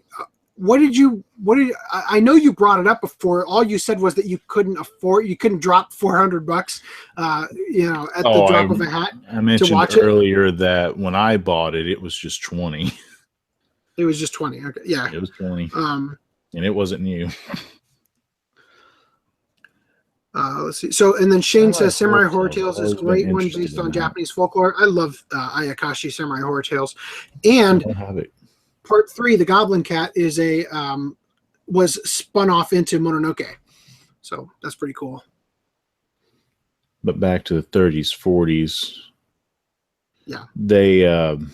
They tend to build more of the atmosphere. It does have that huge downfall of we're going to have this hour-long movie, but 5 minutes has the monster at the end. The 50s is more guilty of that. That's kind of like how they handled when Ridley Scott made the first Alien movie. Yeah. Which, strangely, quick side note, isn't it? Go ahead. Quickly get this out of the way. Discotheque, regarding Beautiful Dreamer, they only have the rights to Beautiful Dreamer, not the rest of Urusei Yatsura. And regarding what FDD&M sent to me, he asked a question about 2 Wikipedia articles, one on Paranoia Agent and also Mermaid Forest. Ooh, okay. I'm going to step out of the room for just a second, but keep talking. I can hear you. What happened was, for those 2 entries, for some reason, Discotheque's name was mentioned as a licenser. I confirmed to them. I asked them about this, and they confirmed to me that they did not have the license, and someone was just pulling a prank. So that debunks the other 2 out of 3 Discotheque questions. The other one was the Cybuster P to C change, and to refresh that question, they changed it to P because the Japanese wanted it. That was a demand. That was a demand. About it. Okay, wait, real quick. Just throwing this out there. We should watch Mermaid Forest in the future. First, I need to finish getting it. Yeah, it's kind of hard to get. I mean, maybe I should have thought. Anyway, so you want to talk about it? I haven't seen it. Haven't even seen the original It, but I have seen the Nostalgia Critic video on the original It or whatever it is. So. Let's see. So this would technically be version 3 of It, and what they don't advertise. Meaning that the first one is the book, the second one is the movie with Stephen Curry, and the third one is the most recent one? No. The first one with Tim Curry. The second one, some other TV special. And the third one being what was just released. Okay. I'm afraid of reading his books. I'm afraid it's just going to be too long and drawn out. Yeah. Yeah. The only reason I would ever give to read one of Stephen King's books is because of the connections. Well, not really. What's the right word? There's homages to his work in Silent Hill. And that's the only reason I'd be interested in his books. But they're actually, I think the references are actually to the TV series made out of his books for the Langoliers. I'm not familiar with that one. I would probably read his adventure books, but that's still a long shot. Anyway, my thoughts on It, on the recent It, which what they don't advertise to you is that they're doing it in two parts. One for when they're children, and the other one when they're adults. The child actors were fine. How they delivered the clown is, you can't forget seeing the clown. However, Tim Curry was a lot more hilarious in the role, for my 2 cents. There's this bloodbath scene that I kind of like how it was released into this room, and how the children resolved that whole incident. How they resolved it made it much more. That's fine, because I'm not spoiling it for anyone except for those who have watched the movie. How they resolved it was awesome, because you see these friends become more closer as friends. They did pay homage to the battery acid in reference to what you saw from the Nostalgia Critic review, but they don't use it to defeat them the first time. It's worth a watch. It is not scary. It is interesting. If you see is the guy who plays the clown that same guy who was in Gotham as the Joker? I don't know. Sadly, I don't like Gotham. Have you watched it? Like, I've watched season 1 and 2. I wish Will Smith's wife would do something else. I wish that she wasn't in it at all. I hate her. She's not. I don't think she's a great actor at all. Penguin is a great actor. Which one? The Penguin? The Penguin. I really like the Penguin. The Riddler was interesting, but I lost interest in the show for him to develop. Seeing the Balloon Man was funny. I have nothing to say about Ginger Joker. I thought the kid who played the Joker was great. It's funny. Somebody brought this up one time. Wait, hold on. What's the clown's name? It's Pennywise, right? Pennywise. Okay, so Bill Skarsgård. What was he in? Because he looks familiar. Whoever did the makeup on the clown really did a good job on it. Huh. Yeah, I thought it was the kid from Gotham, but I guess not. Yeah, they did a decent job. And apparently he's filming Moomins in the Winter Wonderland. Small world. So maybe we'll finally get a... It looks like... anyway, back to this mouse, man. I'm going to use the trackpad. Okay, so totally lost track of everything we were talking about. If you guys are curious, I recently saw Spider-Man Homecoming and Terminator Genesis. Terminator Genesis was so much better than people made it out to be. Have not had that much fun watching a movie in a long time. What?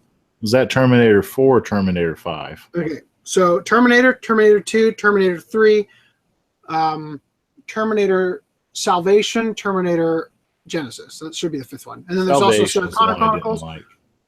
Which one? I didn't like Salvation. That's the one with Christian Bale. Yeah, he's the worst part of it. No, you're right. He is. But I actually really liked that one because it wasn't really about him. It was about Sam Worthington's character. And I thought that him and the kid they had, rest in peace, who played Kyle Reese, that guy from Star Trek that unfortunately died recently, or like last year. I thought that they were both fantastic together. And if you've ever seen Sarah Connor Chronicles, which is one of the most underrated, although unfortunately accurately criticized for how terrible the CG is, great show, fantastic show. Once you get to a certain point, the beginning is kind of slow, but Terminator lore wise, it gets really interesting. And I thought that they treated Genesis, the plot behind it, in a interesting and sophisticated way. There was some stuff that they were like kind of jumping the shark a little bit with, where they had John Connor in the future get turned into like a hybrid digitized. It was bizarre, but it was a really fun watch. And I didn't think that Emilia Clarke was going to be a phenomenal Sarah Connor, but her opposite Jai Courtney was actually like they had a good they had a chemistry that was fun to watch. Like they played off each other really well. And I'll just say Spider-Man Homecoming, I did not like Spider-Man in Captain America Civil War. I thought when the trailers popped up for that, I thought, oh, this looks great. I love what they did with the eyes. Same response everybody had, right? I'm not a huge Marvel fanboy or DC. I don't really care about comics, but I grew up knowing these characters and I can enjoy them, right? I love the old Spider-Man cartoon that used to be on Kids WB or whatever. But You meant to say Fox. Was it Fox? Yeah, Fox. Whatever. You know what I'm talking about. Whatever the kids shows, kid channel. So when it came to Captain America Civil War, in the trailers, I thought, I like the direction they're taking the Spider-Man. I feel like they're doing something different, and they're doing something that I felt captured the spirit of Spider-Man way better. And then when I saw the movie, I thought the guy just wouldn't shut up, and it was like overkill. It was in your face so much that it was annoying, and I really thought that Spider-Man Homecoming was going to be the same way. But I do think it was probably the best Spider-Man film they've made so far, and I'm really interested by that because I thought it was interesting that they took so many liberties with the source material and changing the story. Wise decision not to show him getting bit by the spider again. a very wise decision there to just skip over that whole aspect, because that is such a pain in every superhero movie to have to see the origin story retold. But I thought they somehow pulled it off, and I had a good time, at least while I watched it. I don't think it was spectacular, but I did think it outperformed the Tobey Maguire one, which I was not expecting at all. I didn't think I was going to have a better time watching this one than that one. Anyway, so Wonder how many times I saw that in theaters. Which one? Tobey Maguire one? No, Homecoming? Homecoming. How many? 3 times in theaters, 2 regular death, 1 in IMAX, 3D. Was there a reason behind seeing it that many times, or 1, I thought it was a good movie. 2, Okay. there's other friends that wanted to go see it with some other people. Fine, I'll join them. Mhm. For some weird reason, when Doctor Strange was out, I saw that twice in theaters and didn't have to pay once. Sorry, say that last I don't know part how it worked. about Doctor Strange? I Did you saw say? it twice and I didn't have to Uh-huh. pay for it once. Yeah. That's why I didn't even asked you. sneak in. That's why I asked you if there was a story behind you seeing it so many times, because I wasn't sure if it was just one of the, because I've had movies where it's like, yeah, like I saw Speed Racer like 6 times in theaters, and it's like I just happened to be in a situation where I ended up keep going. It was worth it. I was thrilled every single time, but this is one of those things. That's why I was asking. So Okay. FDD&M said he's got 8, or this is a while ago. He said this. He had 18 minutes till he has to sleep, and he wanted to ask me if I had seen / don't own some of his favorites, so he can push me to watch what I don't own. And so he listed out Baka and Test, Code Geass, Line Barrels of Iron, and Mayo Chiki. The only one of those I actually have is Code Geass. I've heard of all the others except for Mayo Chiki. I don't think I've. That doesn't sound familiar. Maybe it's just because you wrote it in all caps. Well, and then people go on to talk about TV. Well, for me, I own all 4 of what he Okay, just so- said. I've been meaning to pick up Baka and Test because I want to have something to go between Baki the Grappler and what's the other one I have there? Bacano, I guess. Because I used to have Baki Monogatari, and I tweeted out this picture where it looked so awkward being stuck in between them. But I moved that to M for Monogatari, where the rest of the series is. I should put it under O for on what is that guy's name? No, not O. Is it S or N? Nisio Isin, the author. I should put it under N. Anyway. Kitty Honey 30 says, I like that series, Sarah Connor Chronicles. I mainly watched the series because of the girl who played River on Firefly. That is Summer Glau. That's her name. And she's great, but I really liked Stephanie Jacobson, who played the Asian girlfriend of Derek Reese, who had the Australian accent from Battlestar Galactica. I really liked her character, and I also really liked Derek Reese. And I thought no, I'm not going to ruin the series. I really want to tell my favorite part of the series, but I can't because it'll ruin the ending. Unfortunately, the series ends on this amazing moment, and then they didn't renew it for the next season. So, but I don't want to ruin it for you guys. Saw the news about Arnold, Linda Hamilton, and Cameron coming back for. Oh, that'd be interesting. Another. Now, Terminator 7. Okay. I keep hearing that they're not going to go through it. Now I'm hearing that they are going to go through it. Until I see a trailer, I can't really trust who says what. Well, something that's interesting. I mean, since we're talking about Terminator, I'll just say that obviously the third one is a huge disappointment, which is kind of sad because I actually really like the actor they chose to play John Connor. In other stuff, I think he's good. I don't want to say he was bad as John Connor, but it felt kind of like he was a fish out of water in that. Like it didn't. The established setting of John Connor didn't fit him, and it was really awkward showing future Nick Stahl with the scar on his face. It just looks so out of place. But I will say that the interesting thing that they did is they've got Terminator 1, great movie. Terminator 2, phenomenal movie. Terminator 3 runs the whole franchise into the ground. Then Sarah Connor Chronicles comes out, and they invalidate Terminator 3 by what they do. This is a really interesting thing they did in the Sarah Connor Chronicles universe, is that Terminators are continually being sent back because they failed that first mission in Terminator 1, right, to kill Sarah Connor. Terminator 2, they failed to kill John Connor. So in Terminator Sarah Connor Chronicles, they keep sending Terminators back in time, and they're sending them back in time not only to hunt the Connors, but also to speed up Skynet's development, right? Which is something that's an aspect that they actually took forward into Terminator Genesis, which is interesting.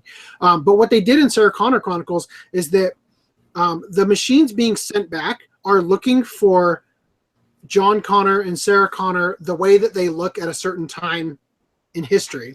So they go and they get into a time machine that they explain. I'm not going to get into detail on how the time machine got there, but that's all explained. They use the time machine to jump forward like 10 or 20 years or something, so that the Terminators that are looking for them in their which would be at that point how they look when they're older, and it's just they literally jump over the events of like Terminator 3. I'm pretty sure that's how they handle it, and it totally invalidates. It was amazing. Etienne says, my Ochiki is freaking yes. I got the fridge magnet with the first Baka and Test limited edition. Do I have Is This a Zombie? No, I don't have that. Augie, you got that too. I get it. Wait a second. My friend is selling a copy of my Ochiki because he needs money. Okay, cool. Clear note to buy. You haven't even... No, I haven't watched Code Geass. I've been meaning to. I've seen like the first 2 episodes. When it first aired, when it came out was around the time where I, like most people who are big into anime now, back in that time it was when it was all about fan subs and picking up like the Hong Kong bootlegs. My friend was watching Code Geass through fan subs while it was airing in Japan, and he showed it to me, and he pointed out something that's such a bizarre thing. Now that Code Geass has fully come out and it's been critically acclaimed for all the stuff that it does, it's weird that this is the thing that was pushed on me, is the fact that they order Pizza Hut in every episode. That was such a bizarre thing. But yeah, so I've seen like 2 or 3 episodes of it. I know I've seen at least the first episode, and it didn't grasp me when I watched it, but I would like to sit down and watch it in English and check it out. Okay, yeah, it comes less factor when you're Now you keep saying Is that like in reference to the Teen Titans Go Tooth Fairy? That's me reading. That's me reading without reading out loud. Oh, he says, I don't know if okay. Why are you bringing up rom-coms? When did this? All the stuff that he's listed so far, except for Code Geass. Let me reread. Are rom-coms? Let me just reread that because it could be Line Barrels of Iron, My Ochiki, Baka and Tess, and Code Geass. Okay, only 2 out of the 4 were that. So scratch that. He says, I don't know if rom-coms are less effective when you are in a successful relationship compared to being single like me. So you're saying that you enjoy rom-coms more when you're single? Well, why not? Or you feel like they're... I don't know. I mean, I guess, let me put it this way. I guess I'll guarantee you this. You definitely watch different types of rom-coms when you're single. Because some of the stuff I've sat down and watched with my wife, I just want to blow my brains out how bad they are. But other ones I've enjoyed. Like Marmalade Boy was fun. We have Love Complex. Haven't started that yet. I had to sit down and watch Maid Sama, which was just freaking horrible. In my opinion, I hated sitting there watching that. Yeah, I didn't care for that one. So Eat a Kiss, do you have that? I have Eat a Kiss, don't I? H, E, F, G. I just rearranged everything, so it's all in a weird place. Starts with an I. I understand that. H, J. Here, it's over here. Yes, I do have it. Yeah. Anyway, all right. So we should probably, unless we want to go back and talk about horror some more, we should probably try to wrap things up. I think I said my part, and that a lot of animes tends to set up the atmosphere and mood for something eerie, then deliver the shock of something jumping and scaring at you. Well, if I'm just looking through this list of things that are considered horror, I'm sure I'll be able to find something that I'll be like, yes, that I would consider horror. But I don't see anything. Not yet, at least. It's just like every version of Higurashi and Attack on Titan just keeps popping up. Well, there's one that Pet Shop of Horrors, again, it's like nothing. I'm sure I've seen something that was just like I was legitimately in dread watching it, and it gave me that horror feeling. But the thing is that horror that's done well in the United States is usually done well because of sound design, and I don't feel like anime horror has the same treatment to it. Right. You know what I mean? Yeah. No, exactly I've enjoyed the hell out of things that are considered horror, such as Mermaid Forest, but I just haven't felt that distinct dread that you are in America. We expect to accompany horror. Let's say. Toko, don't get me wrong when I say this, but the creator of Mermaid Forest, the main plot flaw that I see, which I still find it enjoyable. Typically, it's the one person who wants to stay how he is tends to be the survivor, as the other people who want to eat the mermaid skin and become immortal are the ones that brutally die. Yeah. One of the things that, again, this is an example of Mermaid Force is an example of a show that sets up a universe and sets up these different rules in the universe and utilizes them well. You know, I thought it was so interesting how there was that woman who would cut off her face and swap faces because she was immortal. And it's like you're putting yourself through this horrific pain, you know, but it was a really awesome thing. So I just want to say real quick, I saw something. So something that I would consider something that gave me dread, but not for the same reason that horror should give you dread. Shadowstar Naruto, for sure. That was horrific to watch. It was awful, like just such a disgusting feeling in the pit of your stomach watching it, just because of how cruel the people in it are. A lot of anime horror is that. It's literally just a person dealing with really shitty people. Yeah, kind of like Toxic Avenger or any movie set in trauma. You have like this hyper reality of violence that someone has to deal with. I'm noticing an anime called Chainsaw Maid. Oh, have you heard of this? A while it's back like it looks like claymation. Yeah, it's a claymation thing. Wait a minute. This has come out in America.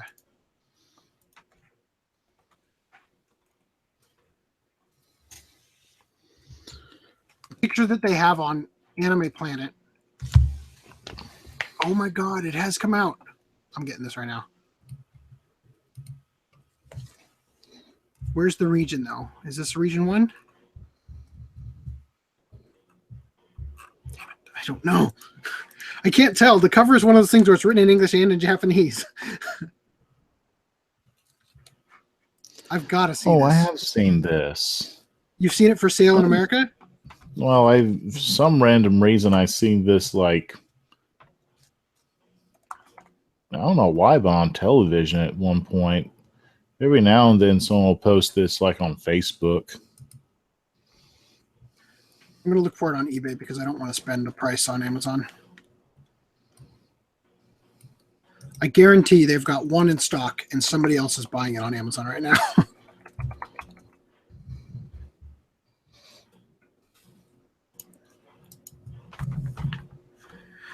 Nope, no copies on eBay. Getting the Amazon one. They chose like this really weird font for it. Well, it's claymation. The font was built. They fabricated the font. Oh no, not on the DVD Not on box.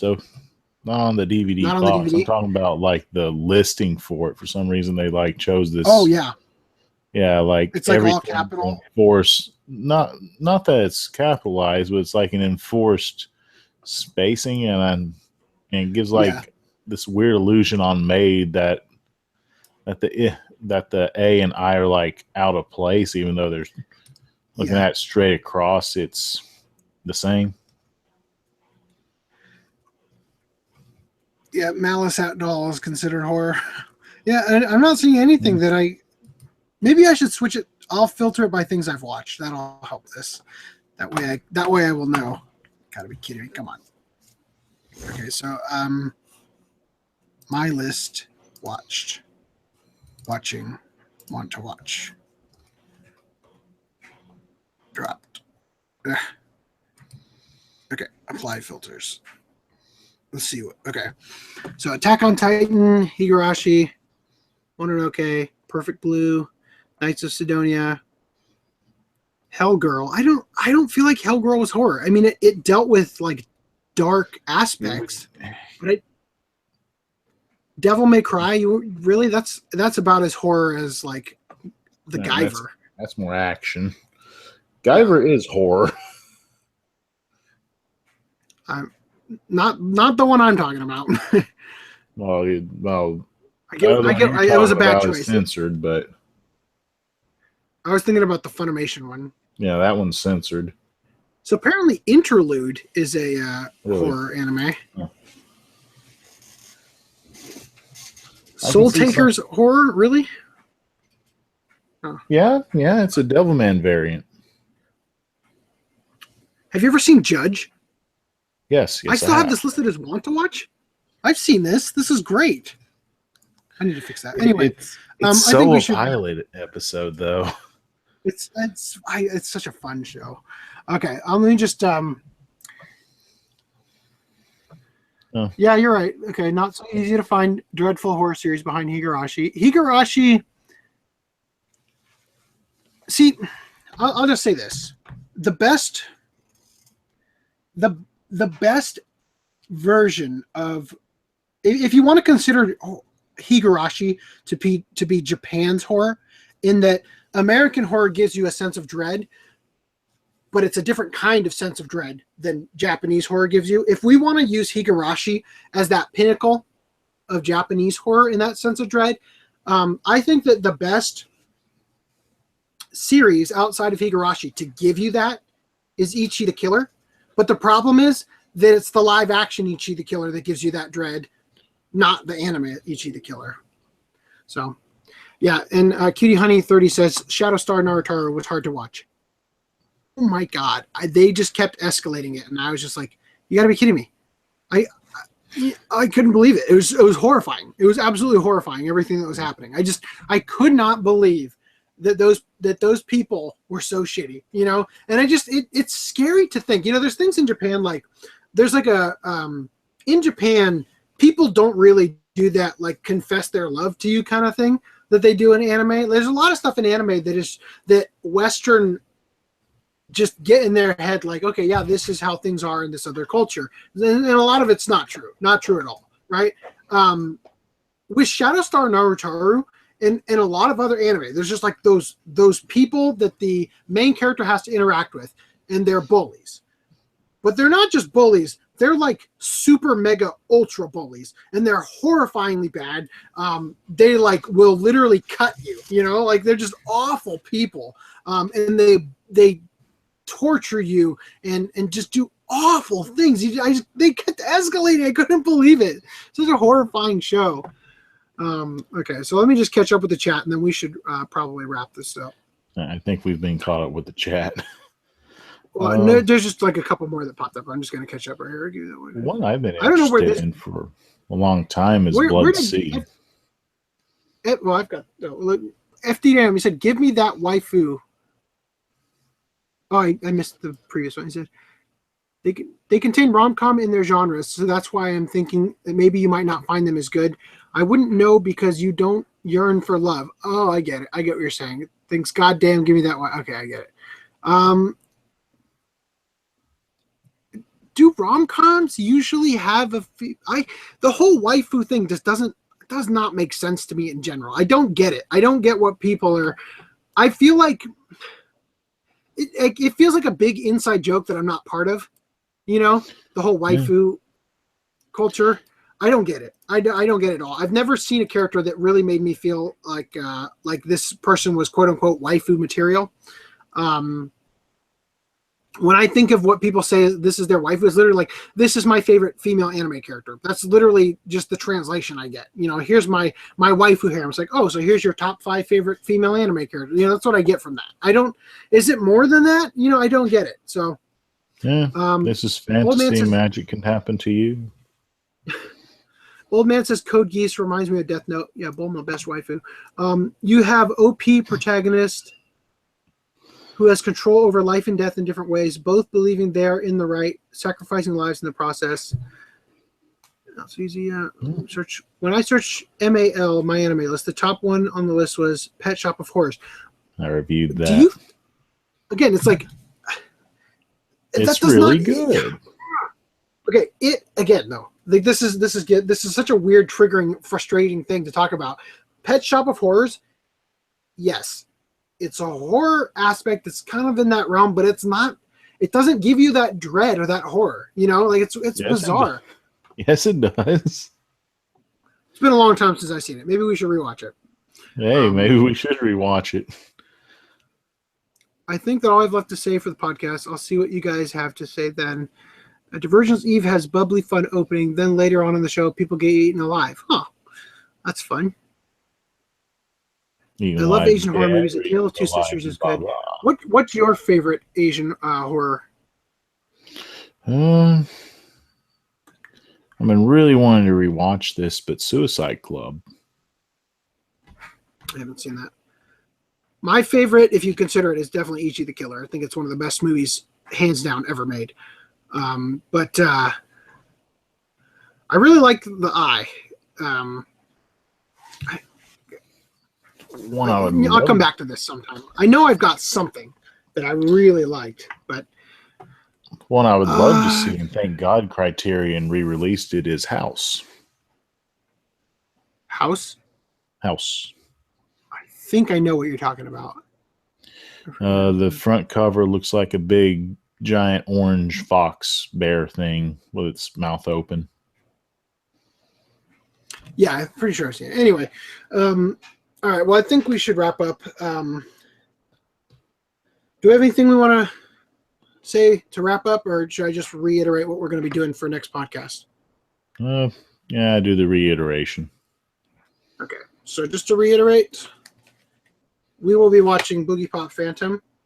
It is incredibly easy to obtain. In the description, I have provided links that will get you not just the show, but also box sets that also contain the movie. And we're also going to be watching This Devilman. All right? I think our final thoughts for Death Parade is we found it enjoyable. Give it a watch. Yeah. I enjoyed watching it. It's the first time for the podcast that I actually because the podcast is every 2 weeks. I actually finished the final episode in the hospital after my daughter was born. Which, by the way, I'm going to go get her real quick. Oh, well. Let's see. Hearing from you guys that this is a horror, I have more intrigue to watch this now. So thank you very much. Yeah, here's my copy of Devilman. My Devilman, ooh. And this does contain 2 movies. And the second one was also parodied in reference in this, what we watched a few podcasts ago, the Go Nagai World. Say something, AC. I'm right here. Can barely see her. She's a burrito blanket. She's a week and a day old right now. Anyway, what were you saying? Was you were eager to watch because you said people had said it was horror? All right. Augie. What was it? You just said it. I heard you on the. Okay. I'll rewatch the podcast. Oh, yeah. Did I mention anything about Puppet Princess? That's something I reviewed. Which one's Puppet Princess? That's the one. This is what the cover looks like. Yeah, that's a great anime. Oh, really yeah. fun. There's another one. There's The another one Nutcracker called Fantasy. Shamanic Princess. That's the one. Okay, yeah. Oh, All right. Yeah, Shamanic Princess is right here in the good old US Manga Core. That was made by plastic Clamp, box. right? Yep. 6 Thank episodes. you, old man. I definitely feel lucky to have her. And it was re-released by Anime Works / Media Blasters. Yeah, I have both versions of that Shamanic Princess. Anyway, guys, thank you for stopping by again. I will see you. It was October 19th. Yeah, I'll see you guys on the 19th, and we're gonna watch again Boogiepop Phantom and Devilman. All right. Catch you next time. Catch you later.